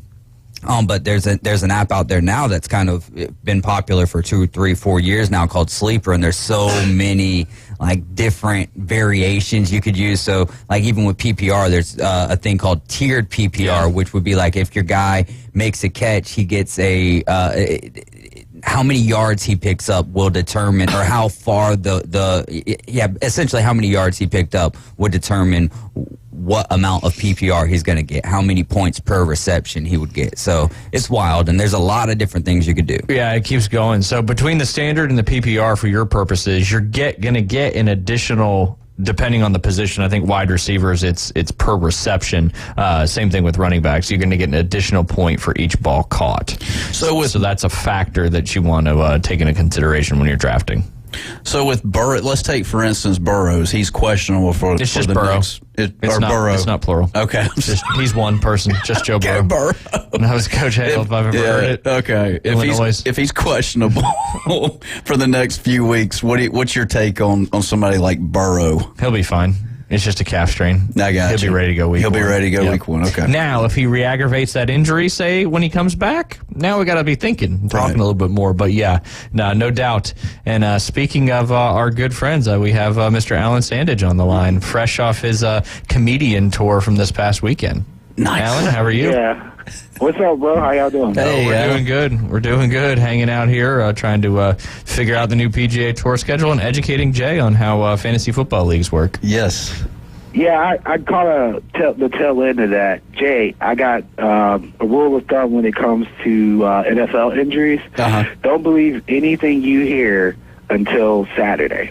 Because people stay hurt all the time. Tom Brady's been probable his entire career, and he's never missed a game. So the easiest way to keep track of that, they help you guys out for fantasy because if you look at the notes on the players, it'll have stuff from the beat writers, but you want to pay attention to the practice schedule. By Wednesday or Thursday, guys should be at least on the bike or doing some kind of motion. Okay. If they're doing walkthroughs on Saturday and there's still a game time decision, then just keep track of Sunday, like during the warm-ups. Somebody will be on the field or in the stadium, and they'll post something about somebody suiting up. But concussion protocol-wise, if a guy's not at least on the bike by Thursday, he's not going to play nowadays. Back in the day, it wouldn't have mattered. He would have played. But if they're not at least biking by Thursday or Friday, they won't play. Okay. Yeah. And the cool thing is, in the app, you can gain access to a lot of the information. But like Alan was saying, you've really got to be on your ball Sunday morning and checking these, because that's when they, what's an hour before game time, 2 hours before game time is when the official designations have to come out. So you got to be ready. The last thing you want to do is, and I can see this coming, is have players that are not playing in your starting lineup. Yeah, no, that's not happening. Ryan, give them the Bleacher Report app, man. It'll hook them up. Yeah. They'll give you literally minute-by-minute alerts on. You can follow NFL injury on there and any type of injury whatsoever, and they'll alert you. Well, and earlier I got an alert saying that the Saints were going to move forward and sign Kareem Hunt. I'm sure you saw that one as well. Yeah. And also signing outside linebacker Anthony Barr. Did you see the Eric Bieniemy alert? Yes, I'm looking at it right now. Pathetic, man. Absolutely pathetic. Some of these franchises deserve to lose. I know. And what that says is some Commanders players are concerned with Eric Bieniemy's intensity in the camp. That can't be a real headline, is it? Yeah, no, it's real. I'll send you the screenshot of Ron Rivera's comments. During the press conference, after practice or something the other day, he was asked about it, and he talked about it. Like, it's embarrassing, man. Like, come on, you're a professional athlete, bro. Come on now. So his intensity's kind of like Rudy, huh? Everybody's like, man, you're making us all look bad, huh? His intensity is, I want to win because I'm from a winning organization. Losers don't want to hustle. Yeah. Well, that's funny. We were last Friday. I had my good friend Demond on, and he played high school football here in Bay County and all that. And we were kind of talking about what's changed so much from in our area, especially between now and then. I mean, and just to say it bluntly, he said kids are soft. And now you've got an NFL coordinator being told his intensity is too much, and players are concerned with it. What the heck is going on? You got to be kidding me. Yeah. Tone it down, please. Yeah. Okay. You know who's not going to tone it down? The other team that they're playing each week. Exactly, man. Like, I'm not one of those guys that I'm not so old school that I don't get that people get tired and things like that. But football is a totally different sport. The other man across from you is trying to hurt you 9 times out of 10. So you have to match that intensity, or you're going to get hurt. Yep, Nobody's going to give you a break on the field. We look for people like that. That's the person I'm going to hit first, is the person that looks like they're scared. Yeah, it's just like all those football movies. What was the one kicker in The Waterboy who won the competition? Yeah. He's looking down the line on the onside kick in the last one of the game, and he's like, he was saying a bad word, obviously. Yeah. Like, he's going down, and the guy's like shaking, and his eyes are all big. He's like, there's my you-know-what. And then he kicks it right. I mean, it's the same thing. It's just crazy. Oh, yeah. It's crazy. Like, sorry, Mr. Referee, I'm not feeling comfortable out here. I need to come off the field. Ridiculous. I don't get it. Very much so. Anything else you got exciting for us, Alan? Well, yeah, the most exciting thing is tomorrow I will be flying to Vegas to sign up for that contest. So it is official. Cool. Awesome. Congrats, man. Which is, cool for me. And I don't want to. I'm not going to name the guy because I don't like talking about people when they're not present, But I will say I have a story about gambling. There are people out here that no matter how much you win, they're only going to remember when you lose. And any gambler that's telling you that they don't lose is a liar. Like, you lose. Even the best lose. The winning percentage for most super contests of professional gamblers is anywhere between 57 and 61%. So you got to imagine they're going to lose 4 out of 10 bets at some point. So there's a lot of guys who run around and saying that they're better than that. Put your money up. And I had a gentleman in my sports group who likes to talk trash, and last night he got some egg in his face because he was like, he won a bet against me, the Buccaneers-Cowboys game last year. I bet him $100 the Bucs would win. And I did that because I knew he's a Cowboy fan. I could get him later with the 49ers. And sure enough, Bucs lost. He got $100. He was feeling himself, so I made him bet $250 on the Niners game. And he clearly lost. But for some reason, his math was off, and he thought that he was up on me, so I had the screenshots to prove it. So just a lesson to everybody. Stay humble, man. Like, I don't think I'm the greatest gambler of all time. I do love that Keith calls me that, but it's not necessarily true. I have my bad runs. Everybody's going to have that. Just stick with it. That's why it's gambling. Yeah. If it wasn't a profitable thing for the people you're placing the bets with, it wouldn't exist. Yeah. Nobody would just be getting all that stuff. Go ahead, Jay. We got to take a break here in a second. Alan, you want to hang on? Yeah. Yeah. You mean no? Finish your thought. Okay. Yeah. No. So I was going to ask you, Alan. So I was looking back. The Braves haven't lost 4 straight since May 11th, and so they've lost 3 in a row. What's your thoughts? Do you think they come out with Pittsburgh this evening and just give them a crushing? So there is a wise guy take on stuff like that. Is that you get more value with bucking a trend. And so, gambling logic would say this is probably the best value you're going to get with the Atlanta Braves because they've never lost 4 in a row. Yeah. Or they did lose 4. They lost 4 in a row. Yeah. Yeah, they lost 4 in a row back in early May, and they haven't lost 4 in a row since then.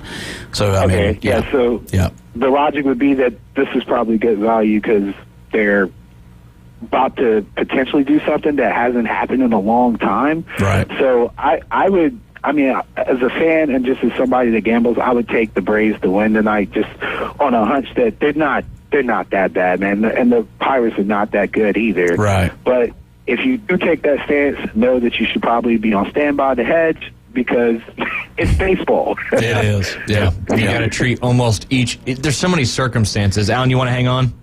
Yeah. Okay, cool. We'll take a quick break. We'll talk a little bit more about the Braves and betting on baseball when we get back.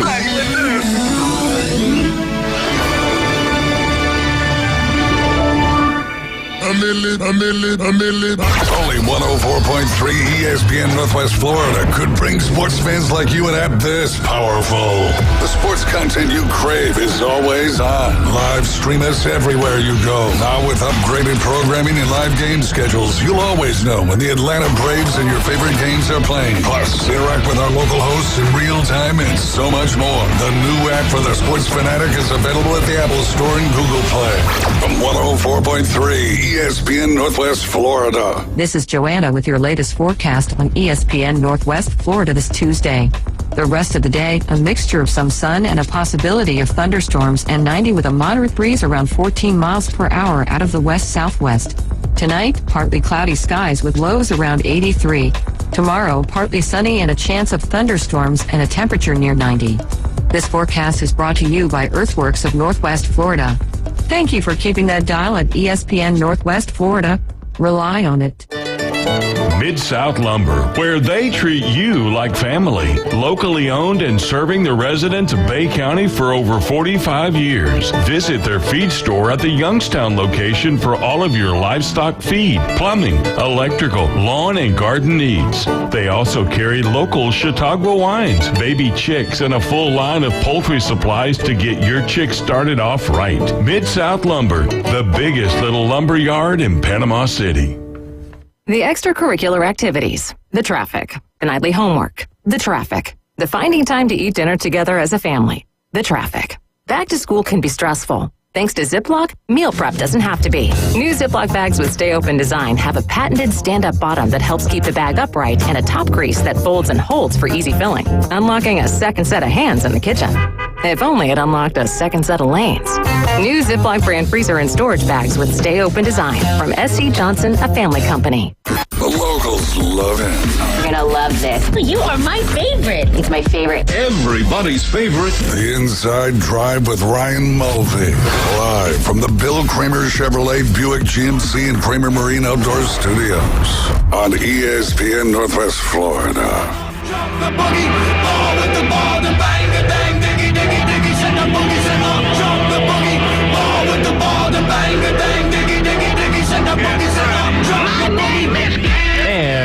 back. You're listening to the Inside Drive live here on ESPN Northwest Florida. I didn't know how long the buildup was going to be or what we were waiting for. Was it My Name Kid Rock, or is it when all the drums come in right here? Yes, sir. I just had to. I'm pulling this off of YouTube, so I have to be very careful. Oh yeah, you know? we got to cut it out before it gets a little dicey. That is for sure. And I only get a few seconds to check that before. Yes, a lot of pressure back there behind the glass. You don't want to do something you shouldn't. Right. You know, a lot of tough stuff. Speaking of pressure, we've got, if you've been paying attention to the last week of the Blast at Bay Point, the next opportunity to win is coming up on our next break here at 12:40. We'll take the 10th caller. All you got to do is give us a call, 850-215-6290. Got to guess how many oil changes did Bill Kramer Chevrolet Buick GMC perform last weekend? If you've been paying attention between the afternoon underdogs yesterday afternoon and the Coach James Hale show this morning, it's narrowed down to about, let's call it 4 numbers, because you can't be the 2 numbers that were guessed. So it's about right there, and we'll hopefully give away some golf. But go ahead. I was going to ask Ryan, do you do oil changes every 3,000 miles, or do you? I think I'm about 10 G's over right now. Are you? Yeah. I did not expect you to be that kind of guy. I thought you'd be right there at the 3,000 mark. 10,000 miles over your 3,000, something like that. I don't know what the sticker says. I'd have to look. All right. Hey, there you go. The car's still running? Hey, there you go. Look, I changed it myself, but I know what to do. All these cars nowadays, they got like 8,000 different things over top of them. You can't even get to the engine. That's true. Are you saying I should get my oil changed? I think so. Then I'm going to need a ride. Okay. That's the hard part, is I need to get to and from places all day, every day. And if I don't, I can Uber. Yes. Alan, did you know, fun fact, if you're still on the line, I don't know if you were listening earlier today, but we divulged that an Uber to get from here to Atlanta, if you take the regular size, not the XL, you can do it for under $500. How about that? Word? Yeah. So, but now if you want to take the XL and be comfortable in the van, it's going to cost you about $800. So it's all about your comfortability ranking. So God bless anybody that sits in the Uber that long. I know some people that have done Uber rides from Richmond to D.C., which is like 2 hours, and it couldn't be me. Yeah. Yeah, no doubt, man. Well, I guess it depends. If you get somebody like Jay driving your Uber, you're good. Jay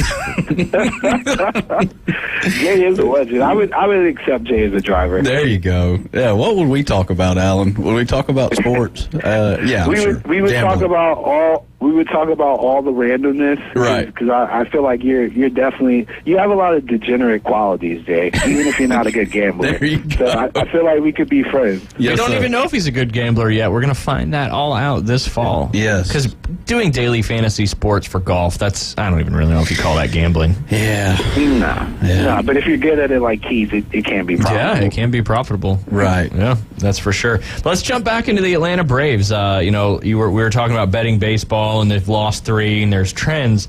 But you always talk about it all the time, Alan. Trends in baseball are different because it's baseball.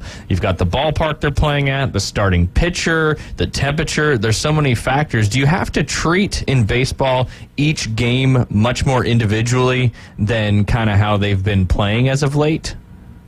100%, man. Just based on the weather factor, man. It really plays a big part in how you cap a baseball game. You also have to look at the contrasting styles of pitchers. Some guys are more susceptible to fly balls. Some guys are more ground ball pitchers. How good is the defense behind them? If you get a defense that commits a lot of errors, doesn't matter if the guy's a ground ball pitcher. He's more than likely still going to give up runs, So you have to take it case by case, game by game, pitcher by pitcher. And that's why it's so difficult, man, because I tell people all the time, it's the only sport I bet on where it changes mid-game. Like literally mid-games. It's like, what? No, and you don't know who's coming in the bowl. There's so many variables. I mean, there is with most sports, but I feel like baseball is even harder to bet because there's even more variables. Yeah, and the success rate, just like golf, like how often do people win golf matches? If you look at the percentage, it wouldn't cut it in football. If you were a 30% winner, you'd be the worst team in the league. Yeah. In baseball and golf, if you're 30% successful in some of these aspects, you're a legend. So you have to take that into consideration too. Yeah. Yeah, I was watching Strider last night, man. He had no deviation on his fastball at all. Like, you could swing at his hand as a batter, and you were going to hit that ball. Like, I mean, they were, Pittsburgh was 6-0 up after the third inning. But don't you think as a pitcher in Major League Baseball, you've got to have some kind of movement on your fastball? Even if it's 100. Yeah, you 100% have to have movement on your pitches. I always use A.J. Burnett as an example because he's my friend's cousin. But he was an amazing pitcher when he was on the back end of the bullpen with the Marlins. And then he went, I want to say, to the Yankees or like once he left Florida, something happened with his fastball. It just got flat. He still threw hard, but, I mean, if it's flat, Major League pitchers are not falling for that. If it doesn't move, they're going to shell you. Yeah. Well, and can I equate golf to pitching a little bit? Some days, yesterday he didn't have his stuff, right? No. Some days you just don't. Some days you go play in a PGA Tour event and you can't find the fairway, or you can't make a 10-foot putt, and that's when it's up to the coach to make sure you get him out of there and try to preserve the win. And some days you just don't have your stuff. True.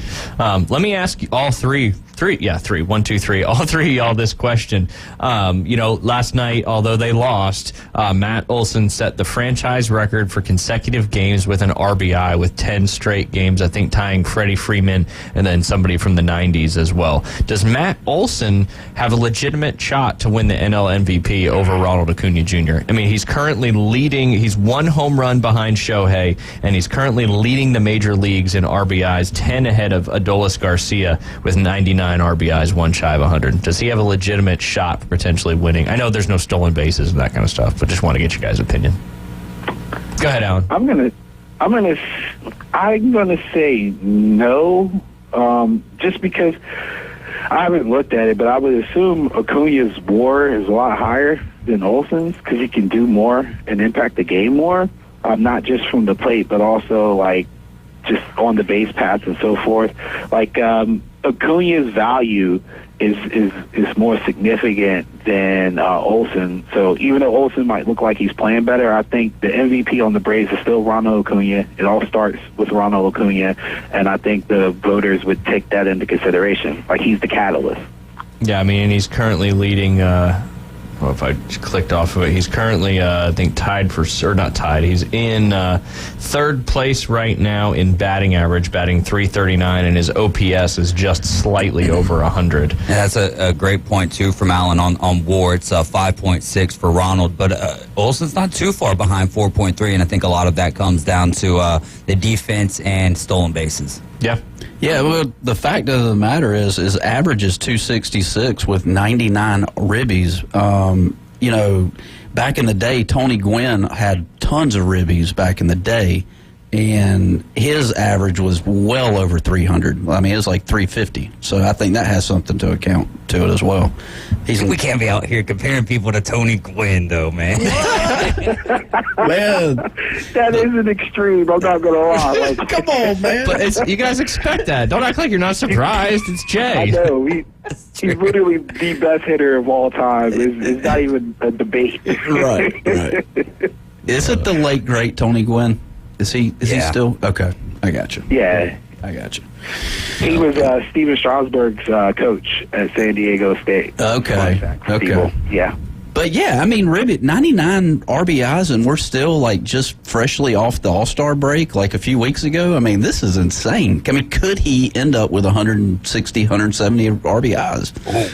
I mean, that'd be a lot to get the next month and a half ish. I'm looking at, like, what I would like to see is probably let's get to 52 home runs, take over Andrew Jones for the franchise record of home runs, and let's get 140 RBIs. Okay. I think if he gets that's still a lot of RBIs, 40 RBIs in 50 games essentially. Yeah. That would be cool to see. That would be awesome. I just want my guy to get 40-40, man. Acuna had 40-40 before he got hurt. I don't care what anybody says. And we didn't let him steal for the next four. Like, it was like 36 steals, and he had 40 home runs. And they didn't run him the last couple games. And he got hurt the next year. And I'm like, dang it, man, go for history. Go for history. Yeah, for real. I mean, he's 15 away. It could happen. Acuna can get on those hot streaks, so we'll see. Remind me again what WAR is. Wins above replacement. Gotcha. Yeah. Jay, explain that for me. It's the unspoken most important stat when it comes to evaluating how good a baseball player is and what his contribution is to the team. So wins above replacement, meaning like if I was not playing, we'd be doing this much worse or something? You would count essentially for 5.6 wins for your team. Oh. Yeah. Versus nobody. Wow. Yeah. Okay. Like the career WAR for Ronald is 23.2. Okay. Pretty solid. Yeah, definitely. What is Jay's WAR on our radio show here? 1,000. Yeah. Is it definable? Are you kidding me? Is it definable? War. I learned He's something. Sandy Koufax. Yeah. Yeah. I learned something new every day. War. Alan, if I would have told you that in the second week in August, the Atlanta Braves and the Baltimore Orioles had the same amount of wins before the season started, what would have been your answer?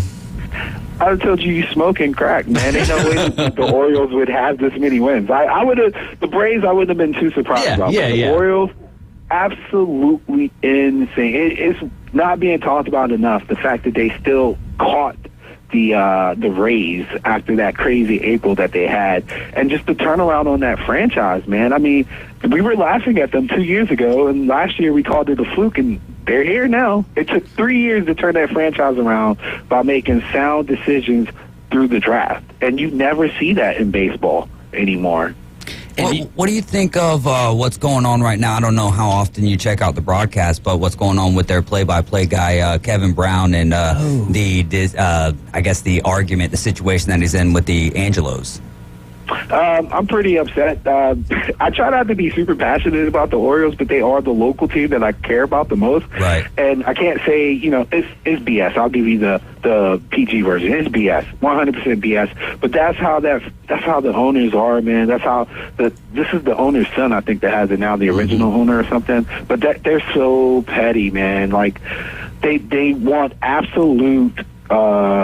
They want no criticism whatsoever, and it just doesn't work like that. And he didn't even say anything bad. I know. All he said, Ray, was criticizing how many wins, losses they had, or lack of wins in the past. Yeah. But like how they were, and he was bringing up how they were doing good this year. Exactly. Unbelievable. Yeah. And he was very professional about it. Like, I mean, if you're a team, in my opinion, that's like, hey, look how good we're doing this year. We need to start a free Kevin Brown campaign here. They want. He needs to go own the Commanders. Is what he needs to get. Yeah, there's a great idea.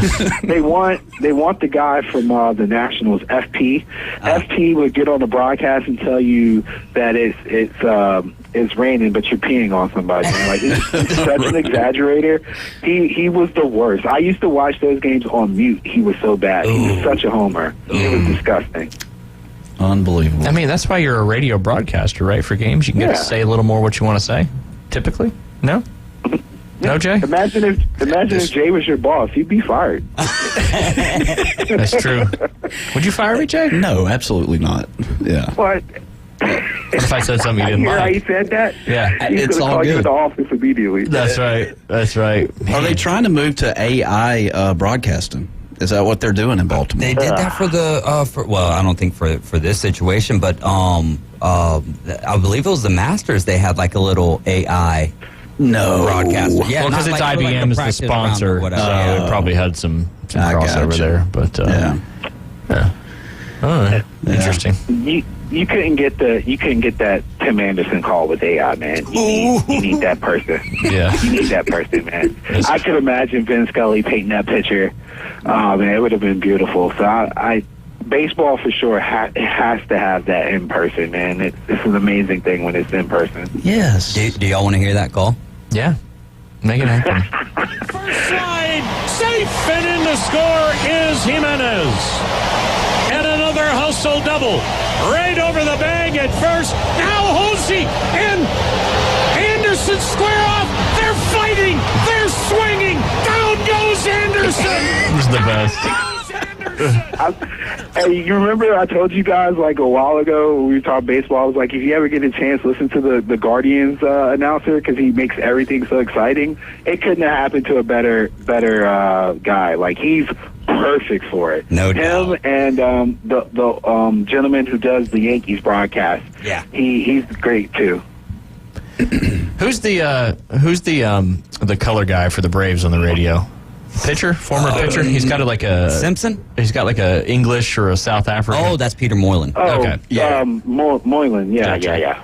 Yeah, He's Australian. He adds it. Yeah, there you go. One of those. Yeah. One of those accents. Not Southwest Georgia like my buddy Jay here. No. But yeah. Not more Cowie. Not more Cowie. Yes, that's true. I still don't know how you can pronounce Bisenho or whatever it is, but can you just throw an EY on the end of Morikawa? I just think he does Probably it. the easiest one. Hey, Alan, we gotta get off because we gotta do our contest here and try to give away a couple rounds of golf. Thank you for calling us as always, and I'm sure we'll talk soon. Yeah, you guys take care. All right, thanks, too, Alan. man. Always a pleasure. Hotel. All right, it is that time. We'll be taking the 10th caller here in the break. You got to give us a call, 850-215-6290. Just have to guess the exact number between 50 and 100. How many oil changes did Bill Kramer Chevrolet Buick GMC perform this past weekend? We look forward to talking to you in the break, and hopefully we'll give away a couple rounds of golf. Jay, you're listening to The Inside Drive. We'll be right back.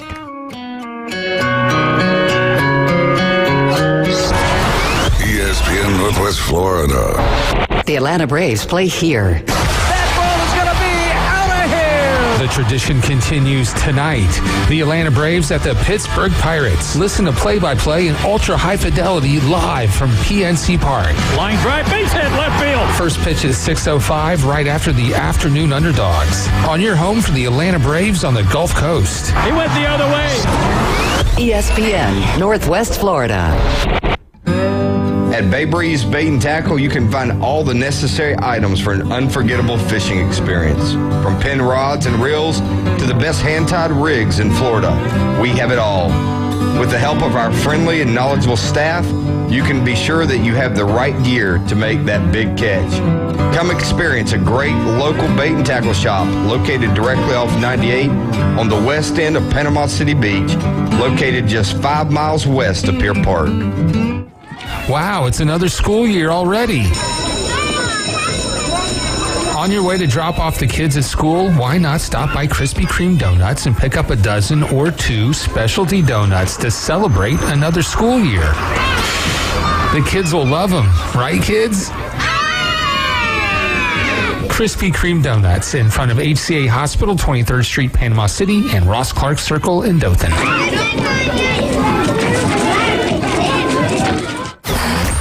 With over 65 years of combined experience, Instant Replay Sports Cards is happy to help you take your collection to the next level.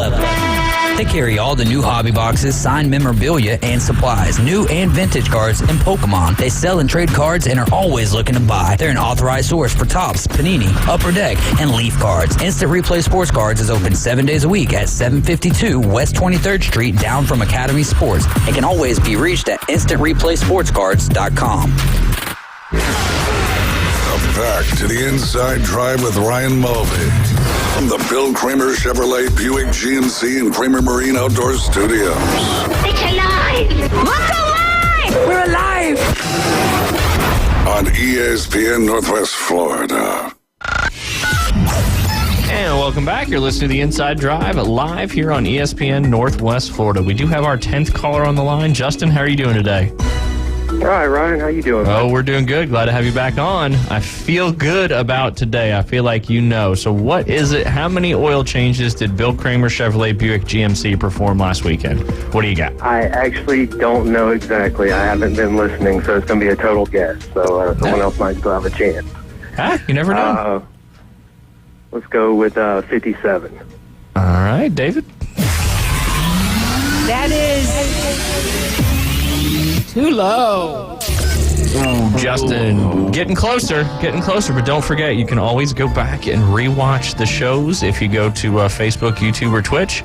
Usually you just find around an hour and 40 minutes or so in, and you can know what those other guesses are, should you want to put that much effort into winning a couple rounds of golf. Jay, you got anything for our good friend on the line here? Yeah, hey, Justin, what's the coolest thing you've done all summer long, man? Oh, man, gotta enjoy getting out there fishing, man. Yeah, there you go. What have you, do you go out in the Gulf, or do you do a little bay fishing, or what do you do? I like to catch crabs and go wading for crabs or catch them off the docks and stuff like that. Nice. Jay went out in the bay for the first time a couple weeks ago with Michael Shears, right? Yeah, sure did. It was great. It was exciting for you. I'm proud. Yeah. Yeah, cool. Anything else you got for him? Any questions? What about college football? Who's your college football team? I'm a Florida State fan. Yeah, all right. It's going to be a good season for you guys. I really So we had a caller on the line yesterday, Travis, and Justin, I think I apologize. I think that's why I said you might know what it is and got you guys confused. However, he is a Florida Gator fan and thinks that game at the end of the year is a winnable game for the Gators because it's in the swamp against the Noles. What say you? Ooh. Well, I think it would be a great game if the Gators are trying to play spoiler on a good FSU season. Yeah, that's pretty much it, though, probably at that point. Yeah. What's the... it should be interesting. What's your ceiling for the Florida State Seminoles football team this year? What's your expectations? What would you define as a good year for the Noles this year? I think it really has to do with the run defense first off, and then how they protect the quarterback. Travis has a good year. I mean, the ceiling is pretty high, especially the ACC is not the SEC, so you have a much better chance to come out of that and get to the playoffs. Yeah, definitely. So playoffs is the goal. Oh, for sure, especially with a blue blood program. Yeah, absolutely. Yeah. And with the format being a little bit different this year, you can afford an ACC loss and still win the conference championship.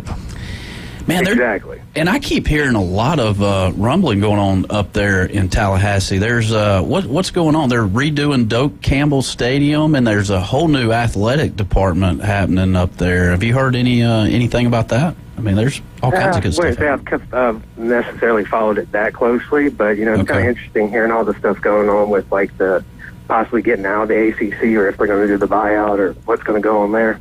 Yeah. Well, cool, man. What do you think of all this conference realignment going on?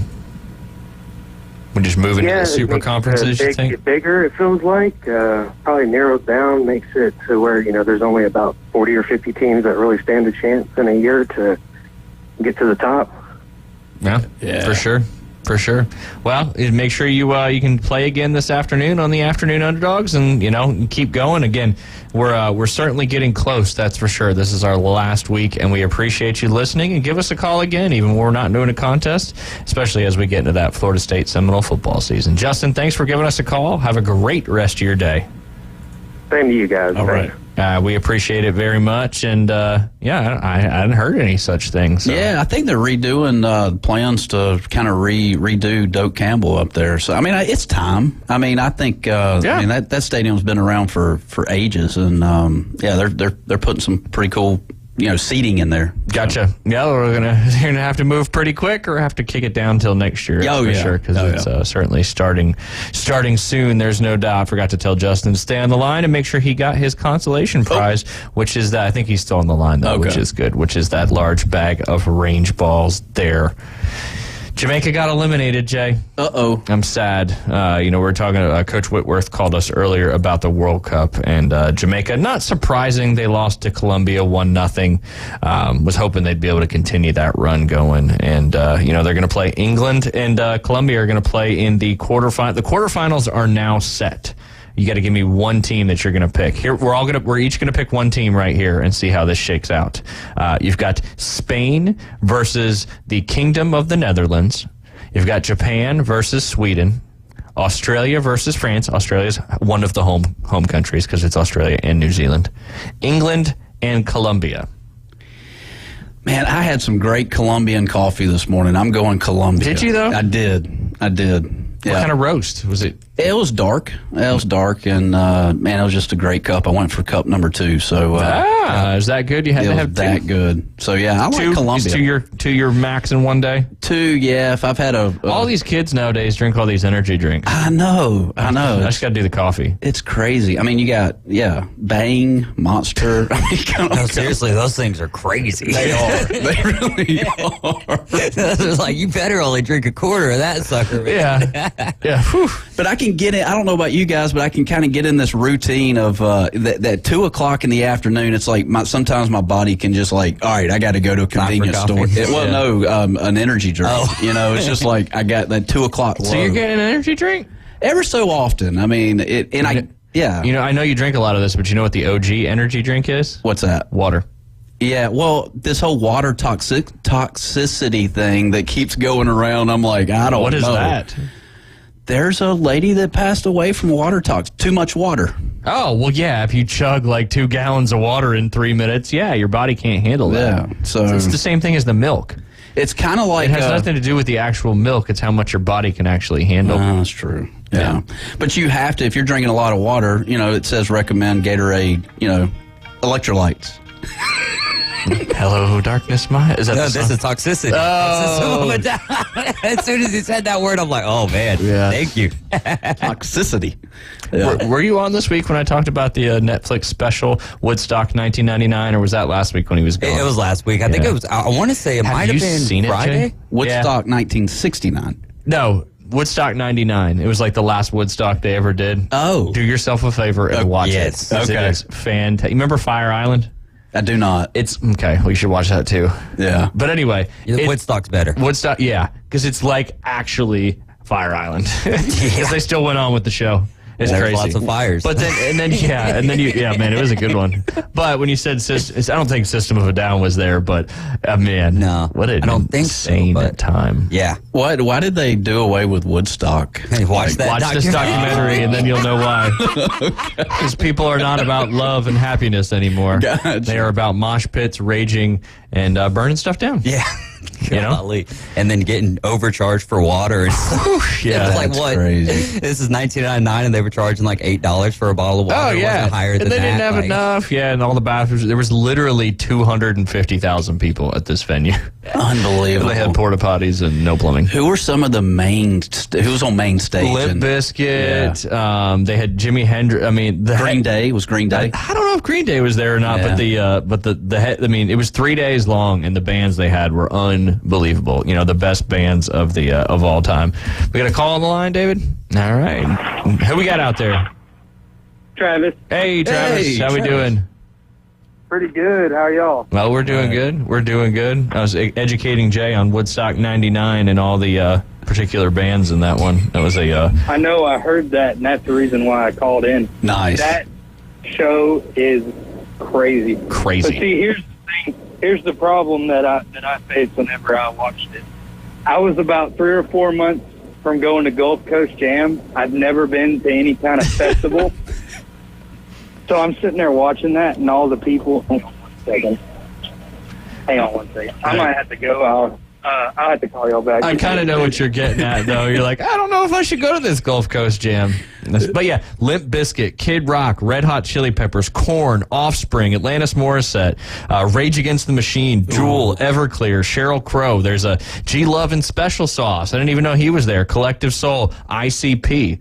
You know, there was one like big name that they didn't know if they were going to be able to get. Oh, they were the one that was coming on at the end that actually never did. Spoiler alert. But yeah, Godsmack, Dave Matthews Band, Counting Crows, Bush. Bush had to come on after, I think, Rage, if I recall correctly.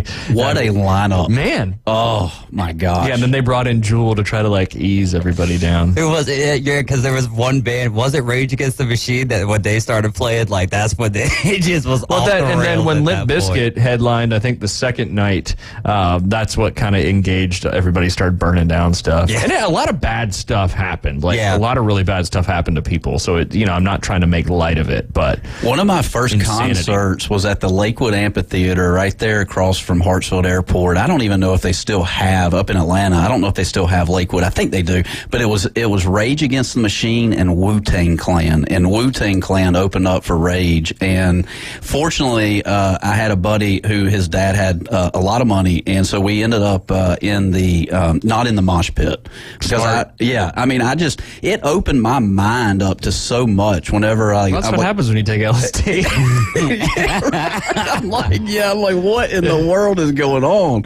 But yeah, Rage Against the Machine. Oh my gosh. Yeah, that's. And we talk about. I mean, this is the when we play golf on the golf course. This is the music that's coming through the playlist. Yes, absolutely. Luckily, I don't drive through anything. Go ahead, David. Chef Chris says when Green Day went on, they were riding shopping carts in the mud down the hill. He said, "How the heck do you get shopping carts in a location?" Well, and it was in that old like Air Force base too, and it was in the middle of the summer, and they didn't have enough water, so it's like a bajillion degrees outside, standing on a tarmac, and they stayed for the whole thing. Yeah, I would have left. Unbelievable. But again, I mean, maybe they're trying to recreate it. It was wild, man. You got to watch it. Yeah, you got to watch it. We need love and peace, man. Love and peace. They tried with this one, and it backfired. Yeah. They got the opposite. It certainly was not love and peace. Oh, man. Again, man, not trying to make light of it. No. Like, the more that I think about the documentary, the more I'm like, this happened for real? And it was multiple episodes. Yeah. Yeah, like 3 episodes. Yeah. And each episode was each day. And this is live footage with actual camcorders. Oh, yeah. Like, I mean, and MTV was there, so they have all the reporters in the documentary, and then some of the stuff the artists talk about, like the lead singer for Bush, Gavin Newsom. No, I forget it, and his last name. Anyway, he was talking about how they had to come on after Rage Against the Machine and like what they really needed to do. Wow. We've only got about 2 minutes to go, Jay, Yeah, so man. I'll give you some football. Preseason USA Today coaches poll came out. You got Georgia number 1, Michigan number 2, Alabama number 3, Ohio State number 4, LSU 5, USC 6, Penn State 7, Florida State Seminoles 8, Clemson Tigers number 9, and then the Tennessee Volunteers rounding out the number 10. Tomorrow when we come back, we'll break that down a little more. What do you think about Alabama being over Ohio State? Yeah, well, more so Michigan. Again, this is the preseason coaches poll, so, I mean, yeah, it's just something to talk about. But really. Michigan being number 2 and Alabama number 3, it's a little bit, but, you know, we still have a tag on our back being number 1. And, you know, obviously coming into the season number 1, it's, you never know. Everybody's after you. I think we know. I think we know. You think a three-peat? I think it'd be tough not to. Yeah. Something really bad would have to happen. True. But it's been a lot of fun today, Jay, talking about all sorts of good stuff. Yes. I mean, it is a sports show, but we're trying to entertain you as well. Absolutely. So, talking about as much fun stuff as we can. Looking forward to getting more into football. Tomorrow we'll have Keith Fleming on the line talking about the FedEx Cup tournament, as well as talking about fantasy football as well, as we're about to really shift getting into football season here in the next couple weeks. You're listening to The Inside Drive live here on ESPN at Northwest Florida. Make sure you tune into David Hayes and the Afternoon Underdogs this afternoon at 4 p.m. right here on 104.3 Panama City Beach, 101.9 Port St. Joe. We'll see you tomorrow, Jay.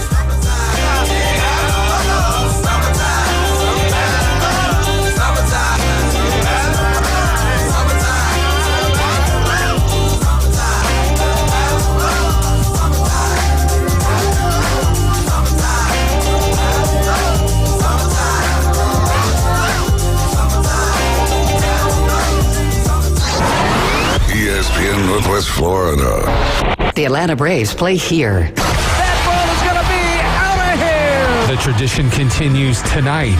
The Atlanta Braves at the Pittsburgh Pirates. Listen to play-by-play in ultra-high fidelity live from PNC Park. Line drive, base hit, left field. First pitch at 6:05 right after the Afternoon Underdogs. On your home for the Atlanta Braves on the Gulf Coast. He went the other way. ESPN Northwest Florida. This is Joanna with your latest forecast on ESPN Northwest Florida this Tuesday. The rest of the day, a mixture of some sun and a possibility of thunderstorms, and 90 with a moderate breeze around 14 miles per hour out of the west-southwest. Tonight, partly cloudy skies with lows around 83. Tomorrow, partly sunny and a chance of thunderstorms and a temperature near 90. This forecast is brought to you by Earthworks of Northwest Florida. Thank you for keeping that dial at ESPN Northwest Florida.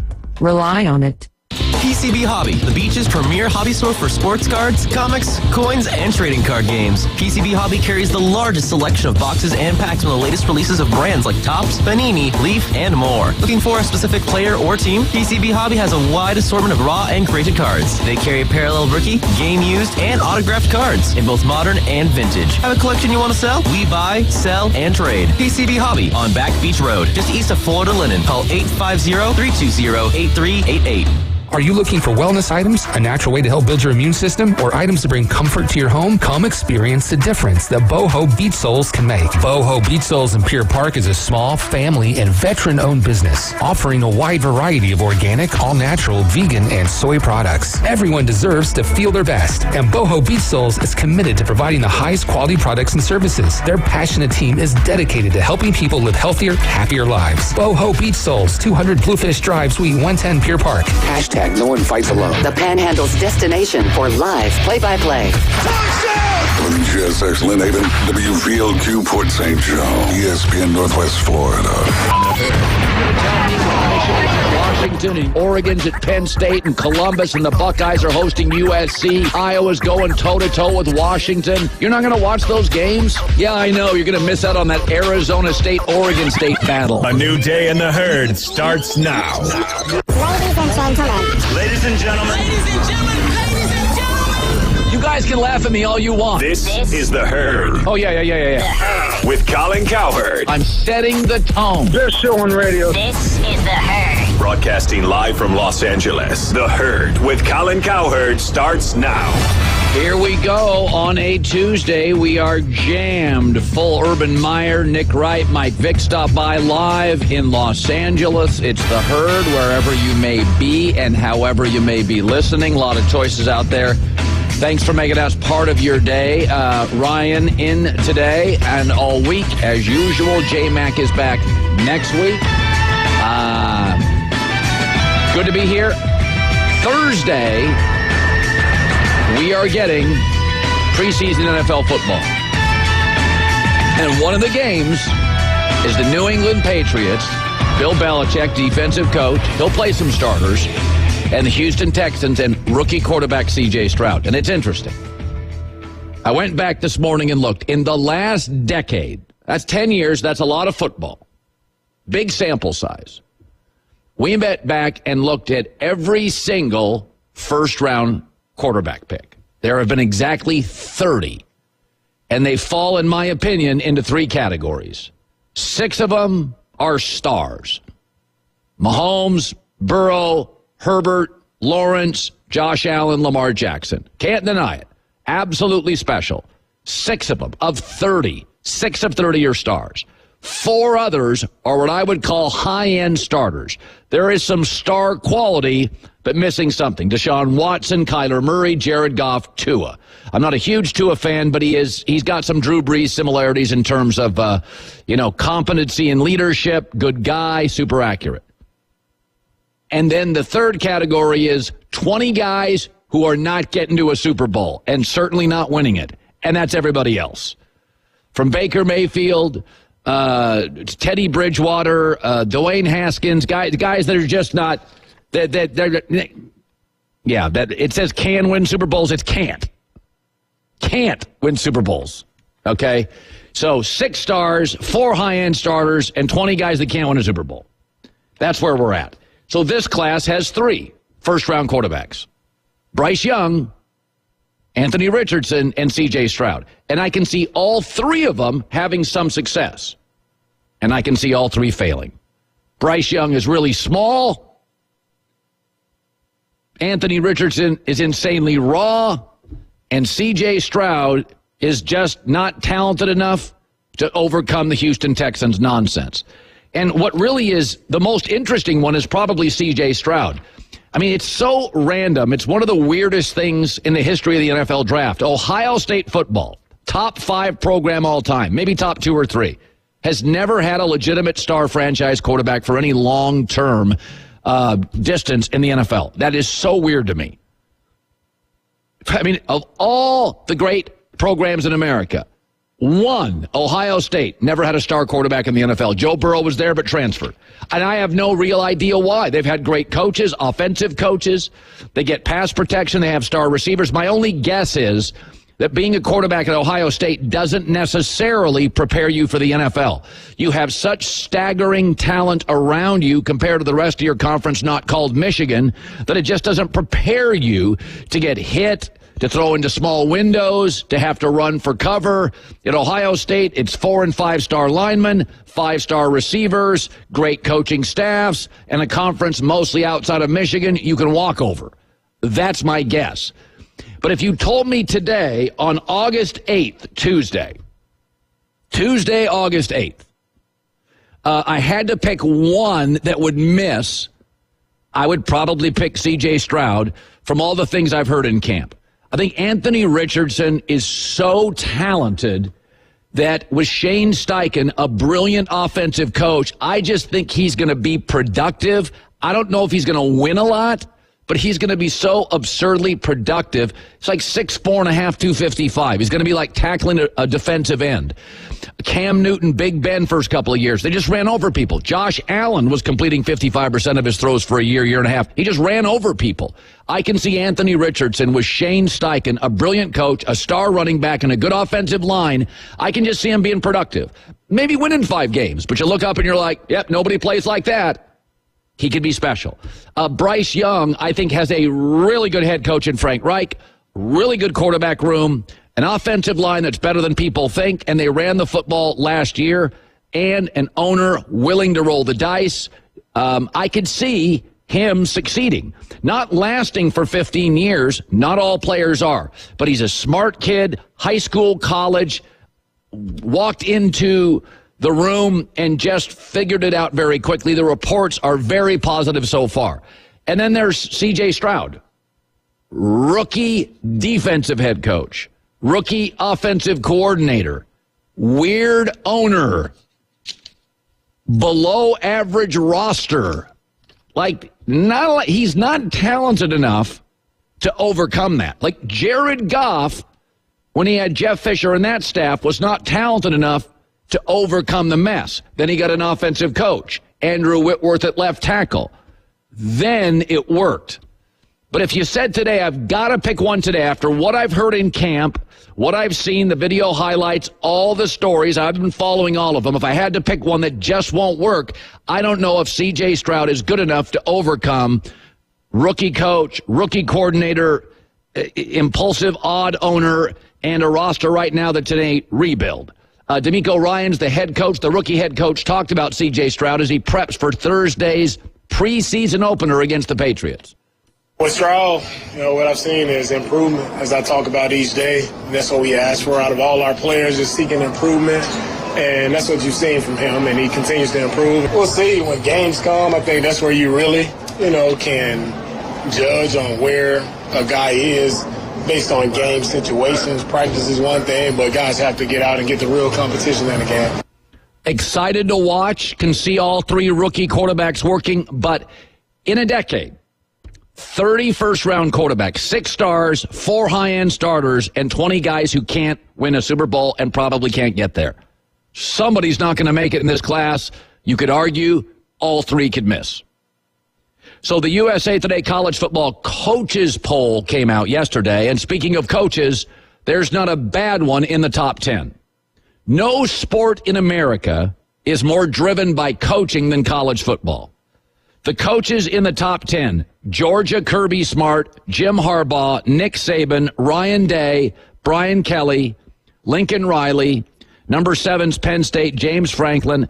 Mike Norvell at Florida State. You don't know much about him, but he's a really good coach, and they get better every year. Dabo Swinney and Josh Heupel at Tennessee, who people like a lot. Jim Harbaugh, though, may get more criticism than all of them. And it's weird. Nick Saban whiffed in the NFL, could not make it in professional football. Harbaugh won 2 division titles, got to 3 NFC championships, and a Super Bowl. And that's inheriting a complete tire fire. Turn it around immediately. In 7 years, if you take out the COVID season, which was a mess, 7 years, 5 at Michigan, 10-plus wins. 77% wins. He's clearly right now today, this morning, led Michigan to a better overall program, football-wise, today than Ohio State, a top 5 program. But sports fans tend to be addicted and cling to championships. So despite the fact that he has never failed and turned around everywhere virtually overnight, including the Niners, he doesn't have natties. So people think less of him. And he's not cool, and he's kind of quirky, and his offense isn't necessarily fun. It's old school. And we all like, in the media and fans, we like people we can put into boxes, and they're simple, and Harbaugh is complex. No sport is more coach-driven. In the NBA, it's star-driven. Soccer, star-driven. Baseball, payroll, and front office-driven. NFL, we found that out when Brady and Belichick divorced. It's quarterback-driven. I love Andy Reid, but it's more Mahomes than Andy. College football's top 10, there are no B coaches. They're all A's. But Harbaugh's the one that gets criticism, despite the fact that many college coaches have gone to the NFL. Lou Holtz, Steve Spurrier, Saban, legendary coaches. Urban Meyer's on our show today. And the NFL thing didn't work. Pro football just didn't work for him, for whatever reason. Harbaugh was a star. But there's something about him that rubs people the wrong way. Well, it's Michigan, everybody wins. Rich Rod didn't. Brady Hoke didn't. That stuff didn't work at all. And Michigan, by the way, doesn't win big as much as you think. One national title in 75 years. They're not LSU, where Ed Orgeron can win a title. They're not Bama. They're not Georgia. They're not USC. They're not Oklahoma. They're not Ohio State historically. One title in 1997 in 75 years. Two recent coaches flamed out, Rich Rod and Brady Hoke. And here's Harbaugh.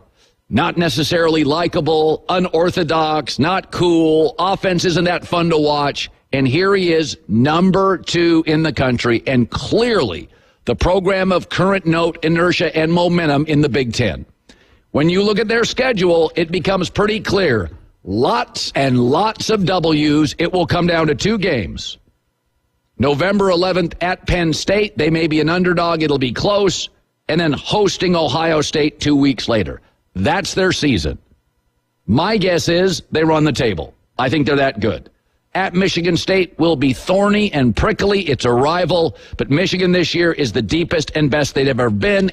And they have a young quarterback who may or may not be a mid to late first-round pick. So they've got it all. The coach, the quarterback, the best offensive line returning in college football, momentum, a star running back, couple of high-end receivers, pass rushers. They've got it all. But yet nobody is embraced less often than Harbaugh as a great coach because he's not easy to fit into a box, and he doesn't have that title, and fans are uncompromising. You're no good without a title. Charles Barkley doesn't have one. Dan Marino doesn't have one. But we punish coaches who can't hold up a trophy. Can't wait for the season to start. All right, Michael Vick, Nick Wright, Urban Meyer, all stopping, by the way, on a Tuesday. Lots to talk about. The average break-in lasts 8 minutes. That's it. The average break-in lasts 8 minutes. So fast response is crucial. That's why SimpliSafe's home security launched its breakthrough technology, 24/7 Live Guard protection. Help stop crime in real time. Their professional monitoring agents can actually see, speak to, and deter intruders through the new smart wireless indoor camera. Yeah, they can warn intruders. They're being recorded. Police are on the way. The new smart alarm indoor camera. Only indoor security camera that can trigger the alarm and instantly deter intruders. Right now, Herd listeners 20% off any SimpliSafe system if you sign up for a free month of Fast Protect Monitor. Go to simplysafecolin.com. There's no safe like SimpliSafe. You can host the best backyard barbecue. You find a professional on Angie to make your backyard the best around.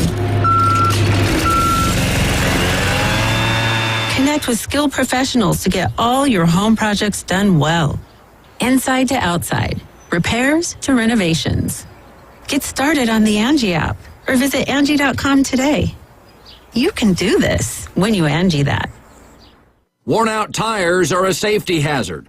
TireRack.com reminds you to inspect your tires regularly. Grab a quarter, stick it in the tread. If you can see the top of Washington's head, it's time to replace. Go to TireRack.com/Colin. Use the Tire Decision Guide to get a personalized tire recommendation.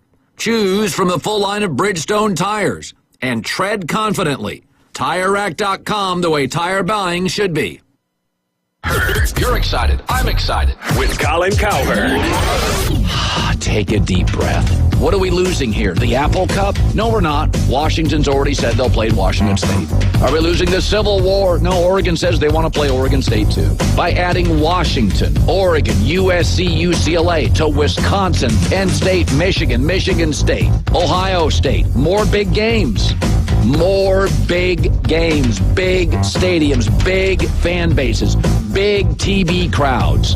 You going to tell me when Michigan's at Washington and Eugene's in Oregon's at Penn State and Columbus and the Buckeyes are hosting USC, Iowa's going toe-to-toe with Washington, you're not going to watch those games?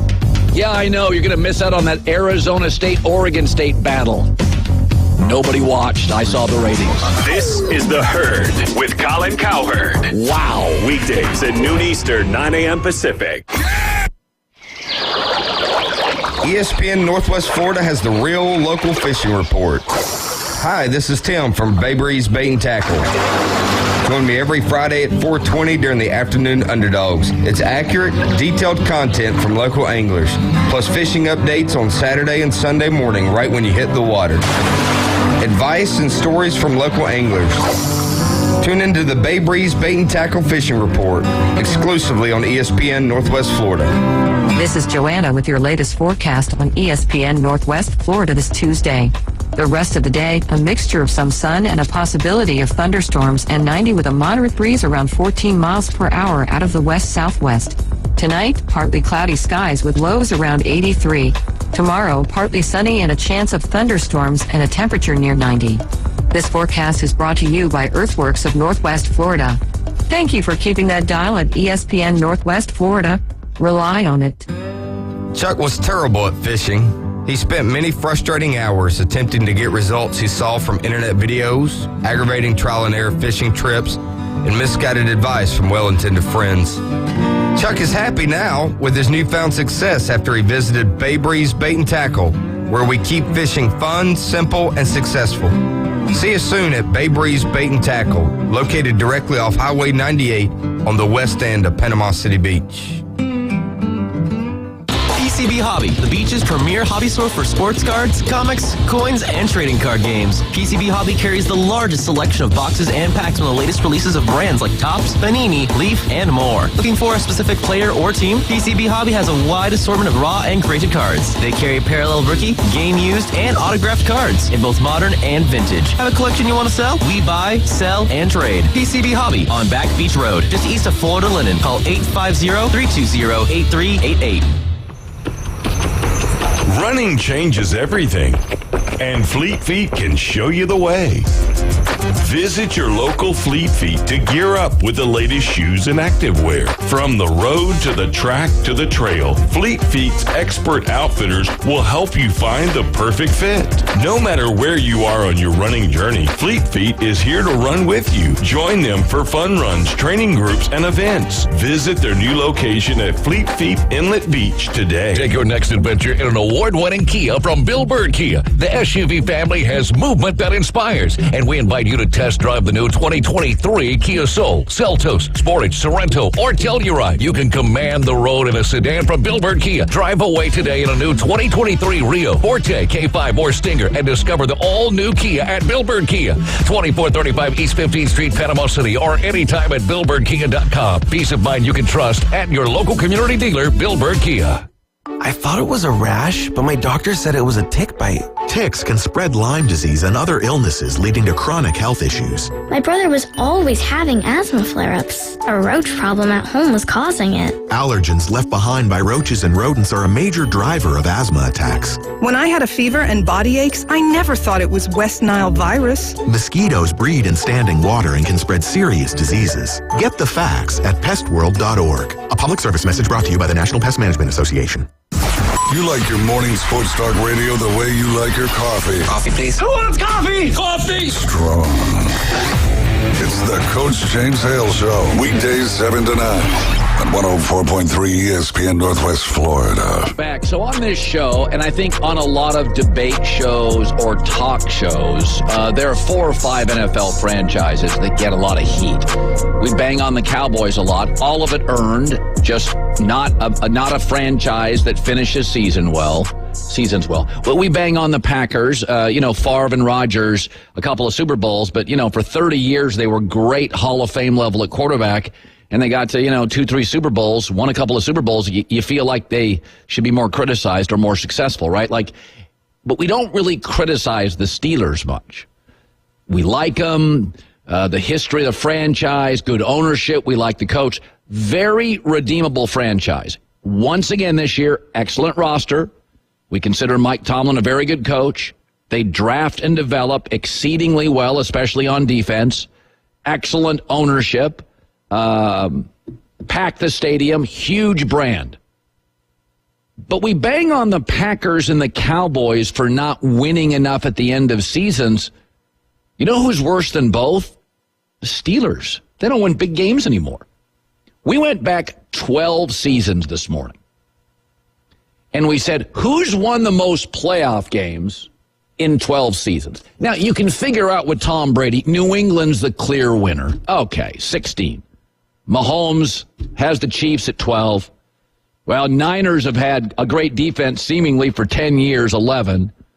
Well, Legion of Boom, Seahawks 9, Ravens 7. All right, Rams, couple of Super Bowl runs there, 7. Green Bay with Aaron Rodgers, 7. Eagles have some down years, but they're 6 along with Denver. So you're thinking, okay. So those are the most playoff wins. They're not 1st, 2nd, 3rd, 4th, 5th, or 6th. So let's go to the next group. Steelers probably in that group. No, there's 4 teams in the last 12 years that have won 5 playoff games. Bengals, Saints, Giants, Bucs? Used to call them the Aints. Buccaneers, really? That wobbly pirate ship? Burrow's that good, that fast. Okay, they got to be in the next group. 4 playoff wins. No, the Texans are in that group. So are the Falcons, the Colts, and the Bills. Are the Steelers in the next group? I mean, they had Big Ben. Oh, there they are. Panthers, Titans, Jags, Cowboys, Steelers. But what's interesting about the Steelers, their playoff wins of that group are the least impressive. They beat Matt Moore, a backup for Miami, and A.J. McCarron, a backup for Cincinnati due to injuries, and they didn't score a touchdown with Big Ben to beat Alex Smith and the Chiefs, 6 field goals. So 12 years, 1 playoff win that did not include a touchdown. It was 6 field goals to beat Kansas City, and that was with Big Ben. And they had embarrassing losses. Remember the one to Tebow, to Blake Bortles, to Baker Mayfield? It's embarrassing. We bang on the Cowboys and the Packers, and once again I look at Pittsburgh. I love their roster. I think Kenny Pickett was a good pick. Excellent ownership. Good coach. Draft and develop well. Very few draft whiffs. And here we are with an over and under of 8.5 wins. I'll go over because Mike Tomlin hasn't had a losing season ever. And it's not like it was all facing Tom Brady in that 12 years. They faced him once, went 0-1. It was Baker and Tebow and Bortles. And so once again, it's not exactly screaming elite. Do we like the Steelers more? Is it because we look at the Steelers as highly functional? They don't have the drama that Aaron Rodgers and Favre provided. They don't have the ego that the Cowboys provide. They're strong. They're strident. They draft. They develop. And they just don't win big games anymore. 12 years, Big Ben, absolute first ballot Hall of Famer, 1 playoff win over a top quarterback, and they couldn't score a touchdown. 6 field goals to beat Alex Smith. Over under again, 8.5.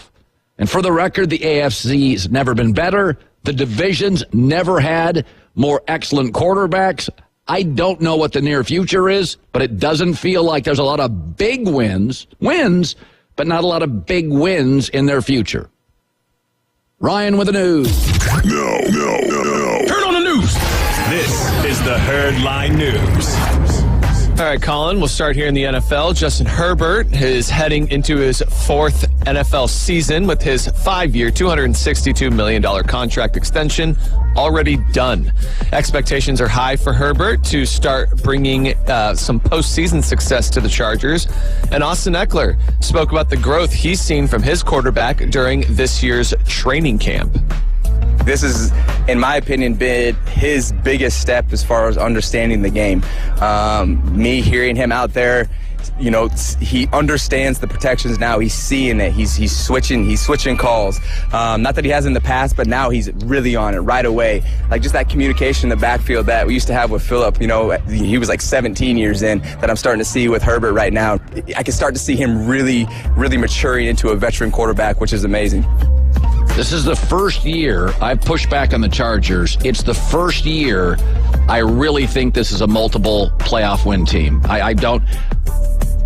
If they can get something out of their cornerback they went and bought from New England a couple years ago, J.C. Jackson, I think it has a chance to be a great football team. Yeah, they certainly have tons of talent, not only on the offensive side, but on the defensive side. I mean, it's been years, perhaps not you, as you just said, but people have talked about their depth of talent on both sides of the ball. They did have a couple of injuries last year, so they'll have Rashawn Slater back, their great young left tackle, but this is certainly shaping up to be the most promising Charger team we've had in a long time. I think so, yeah. We'll stay in the NFL and on the West Coast with the 49ers offense. Got a huge boost last year with the addition of Christian McCaffrey. This year, he'll enter the season with a full training camp under his belt, and McCaffrey explained why it's been crucial for him to get prepared in the offseason with his team.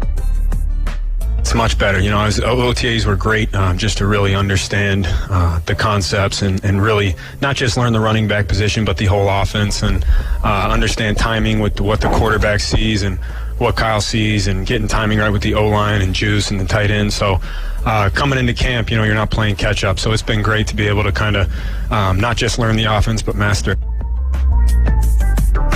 Brock Purdy's the guy. Yeah, Brock Purdy's the guy. I saw another story this morning it's nothing against Sam Darnold, but he's mistake prone, or Trey Lance, but accuracy issues. This is going to look like last year's team. Absolutely. And, you know, some impressive numbers we saw from the 49ers last season after week 8. Once they had added Christian McCaffrey, they had the best record in the league. Over 28 points per game, which was 3rd. Yards per play, 2nd. Wow. Yeah, so Christian McCaffrey really just completely jump-started that offense. Well, and you could argue Debo and McCaffrey are the two most versatile players in the NFC. I mean, literally, that is really the offense. It's the opposite of most NFL offenses where they'll spend money on toys on the perimeter, but not necessarily at quarterback, which is the opposite of what teams do. So they just have, when you have a smart coach and he's got multiple chess pieces, Andy Reid, Kyle Shanahan, it's just hard to stop. You know what, if you go, as great as the Niners defense was last year, they couldn't stop Philadelphia and they couldn't stop Kansas City. So, I mean, the question's going to become, if Purdy's upright and throwing with these toys, they're going to be a 30-point-a-game team. I don't think there's any doubt. Absolutely. Tons of questions about whether or not Purdy is the guy based off of what we saw last year, but he only really needs to be exactly what we've already seen him do, which is protection and get the ball to the playmakers. We'll wrap it up here with the top 10 from the NFL's top 100 players that has been released. For the second time in his career, Patrick Mahomes took the spot in poll voted on by his players. He came in at number 1, Justin Jefferson, number 2, Jalen Hurts, number 3, Nick Bosa, Travis Kelce, Joe Burrow, Tyreek Hill at 7, Josh Allen 8, Micah Parsons, and Chris Jones rounding out the top 10. Hurts feels high to me. I got a lot more wins with Lamar Jackson and Joe Burrow. I like Hurts, but it feels a tad high. Yeah. Although he was spectacular. Absolutely. I mean, I think some of the, considering he's a more dynamic, provides more running than Joe Burrow. Maybe that's where they went with that one. The thing that I found interesting is with Patrick Mahomes at 1, Travis Kelce at 5, Tyreek Hill at 7. So that means the Chiefs had 3 of the top 7 players, but then got better and won the Super Bowl last year despite losing one of them. Yeah. Just remarkable what they've been able to do. Ryan with the news. Well, that's the news. And thanks for stopping by. The Herd Lie News. So this next story, if it was just by itself, left alone, just this story, would not be that big of a deal. But this story isn't just left alone. It's part of an issue in Dallas with their offense. So Zach Martin and the Cowboys are in a stalemate. He's the best guard, arguably, in football, and he's not showing up, and Jerry's not giving him a raise. And it's a weird holdout. The Cowboys have always compensated him well. He likes them. They like him. He's making $13.5 million a year as a guard, and he's got 2 years left on his contract. Guards don't get deals 2 years early. It's weird, but he's not budging. So again, if just that was a Cowboy erosion or regression, you wouldn't worry too much about it. But great quarterbacks can lose a star, Mahomes and Tyreek Hill. Good quarterbacks can't have the drip, drip, drip of their offensive faucet prevail. So let's think about what Dallas has had since last year. They lost Kellen Moore, the offensive coordinator. I'm sorry, he's better than Brian Schottenheimer, and he's better than Mike McCarthy as a play caller. When he had Dak, they were 6th, 1st, and 4th in points. So losing Kellen Moore is something. And then they lost Zeke, and though he doesn't have the burst he once did, Zeke is arguably the best blocking running back in the league. He's gone. Tony Pollard broke his leg. We don't know if he's going to return to full form. Dalton Schultz gave you about 65 to 66 catches a year. He left. And now your best offensive lineman is gone, Zach Martin. Like, that's a lot of regression for a B to a B-plus quarterback. Even if it was Joe Burrow, if I said, yeah, he lost his brilliant offensive coordinator, his best offensive lineman, his best blocking running back, his star running back broke his leg, we're not sure what he's going to be, and oh, by the way, his top producing tight end is gone. With Joe Burrow, you'd be like, I don't know. Mahomes, he'd overcome it. Even Joe Burrow, Lamar, Josh Allen, Herbert, you'd be like, that's a lot. There's no built-in equity. Why would I trust the Cowboys? They haven't proven they can overcome over the last 20 years. Brady did it every year. Mahomes has proven he's different. But B to B-plus quarterbacks, just say it out loud. Best offensive lineman easily gone. Offensive coordinator, young, smart, progressive, gone. Best blocking running back, gone. Top producing tight end, gone. This team's starting to feel very Dak dependent. And though I like him, there's a clear history with Dak's career. When the team becomes more Dak dependent and they throw the ball just 34 times or more, Dallas is a bad football team. When he throws 33 times or fewer, Cowboys are excellent. We don't know what Tony Pollard is. He broke his damn leg. Zeke is gone. Schultz is gone. Coordinator's different. We hear how they want to run the ball, which would be way better if Zach Martin was in camp. There is clearly two Daks. Dak reliant, bad team. Dak dependent, bad team. Dak with one or more turnovers, bad team. Dak complimentary, throwing 29 times. Dallas with a run game, road grading, very good. And so if you look at Dallas's schedule, what's also a bit alarming here, you cross your fingers that Tony Pollard will be ready to go. Their first two opponents are two of the best defenses they'll face all year, Giants and the Jets. And then they face New England and San Francisco after Arizona. So in their first 5 games, they're going to face 4 elite defenses. Maybe no Zach Martin, no Kellen Moore, no Dalton Schultz. We're not sure about Tony Pollard, and Zeke doesn't have Dak's back as he drops to throw. It's not everything, but it's something, and it's a weird stalemate. Zach Martin's been the classic Cowboy, paid well, delivered, fairly compensated, 2 years left, and is not coming back. Maybe he knows he has them. Maybe he knows this is his last chance for leverage. The top guard right now, Quentin Nelson, makes about $20 million. There's no way Jerry's going to give him $20 million a year for a guard with 2 years left, because Jerry got burned the last time he gave a star running back a contract early. Zeke, he got burned by that. So as the Cowboys turn, interesting stuff. Michael Vick around the corner, Nick Wright, Urban Meyer stops by too. Innovation Refunds has been helping small businesses that qualify to get a business payroll tax refund through the ERC, or Employee Retention Credit, ERC. If you own a business with more than 5 employees, you could have money waiting to be claimed. They'll collaborate with your CPA to assess your eligibility, ensuring you feel confident before submitting your application. Now, Innovation Refunds does not provide tax or legal advice. What they do at Innovation Refunds is work with an independent network of tax pros and will share information with them to evaluate and process your claims. Terms and conditions apply. So they've been helping eligible businesses claim their ERC tax refund for the last 3 years. They don't get paid unless you do. All right? They do not. No upfront charge. Go to innovationrefunds.com, see if you qualify. Or call 1-843-REFUNDS, 1-843-REFUNDS. Ray Magliozzi here for eBay Motors. Okay, easy now. You're teaching a kid how to parallel park. Ouch! Turns out he likes to do it by feel. Don't worry, eBay Motors has bumpers, taillights, trunk lids, license plate holders, 122 million parts. Pull up just a little bit. And headlights. They've got lots of headlights. Get the right parts at the right prices. eBay Motors. Let's ride. How do you own the day in sports? You make incredible plays. How do the rest of us own the day? With Irish Spring. Fresh, clean Irish Spring scent and those sensational Irish Spring suds. You know what I'm talking about. It's like the perfect morning reset. You leave the shower all geared up, make today a grand slam or a slam dunk. Whatever sport you're into right now. When the spring hits you, you're ready. So pick up Irish Spring today. You're excited. I'm excited. With Colin Cowherd. Take a deep breath.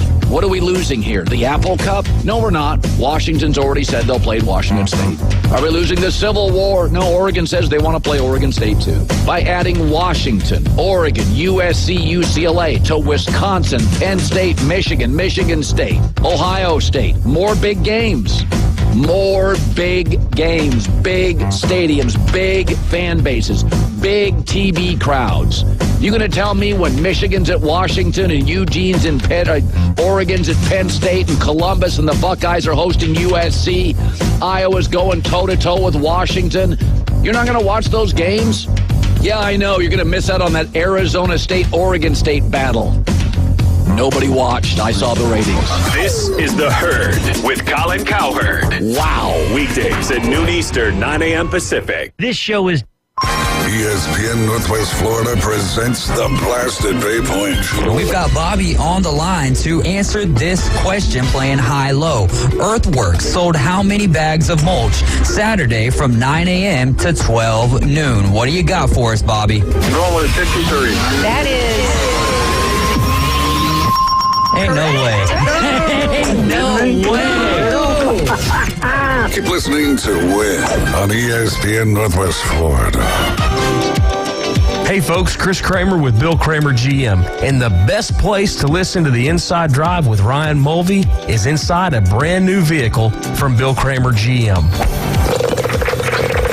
And I want you to know we've got 10 times the amount of inventory on the ground as we did this time last year, and darn near all of them are discounted. So shop us online at BillKramerGM.com or visit us the corner of Frankfurt and 23rd. We'll make it easy and take great care of you. Turf Pro Lawn and Pest Control. They take pride in caring for their customers' property by providing lawn and whole house pest control. Whether you have roaches or any other unwanted bugs in your home, Turf Pro has you covered. Or if your lawn needs weed control, fertilize, insect control, Turf Pro has you covered by providing custom treatments to meet your property's needs. No property is the same, so why should it be treated that way? Turf Pro, where the blue and yellow trucks make your lawn green. Call 850-890-5820. Did you know that fees associated with real estate closings are virtually the same from one title company to the next? So what sets South Oak Title apart? Effective communication, customer service, expertise, and technology. If you're buying or selling real estate, refinancing a residential or commercial property, tell your realtor you want to close with South Oak Title. South Oak Title, with locations across the Southeast, including Panama City Beach, Inlet Beach, Destin, and Fort Walton Beach. Visit them online at southoaktitle.com. Wow, it's another school year already. On your way to drop off the kids at school, why not stop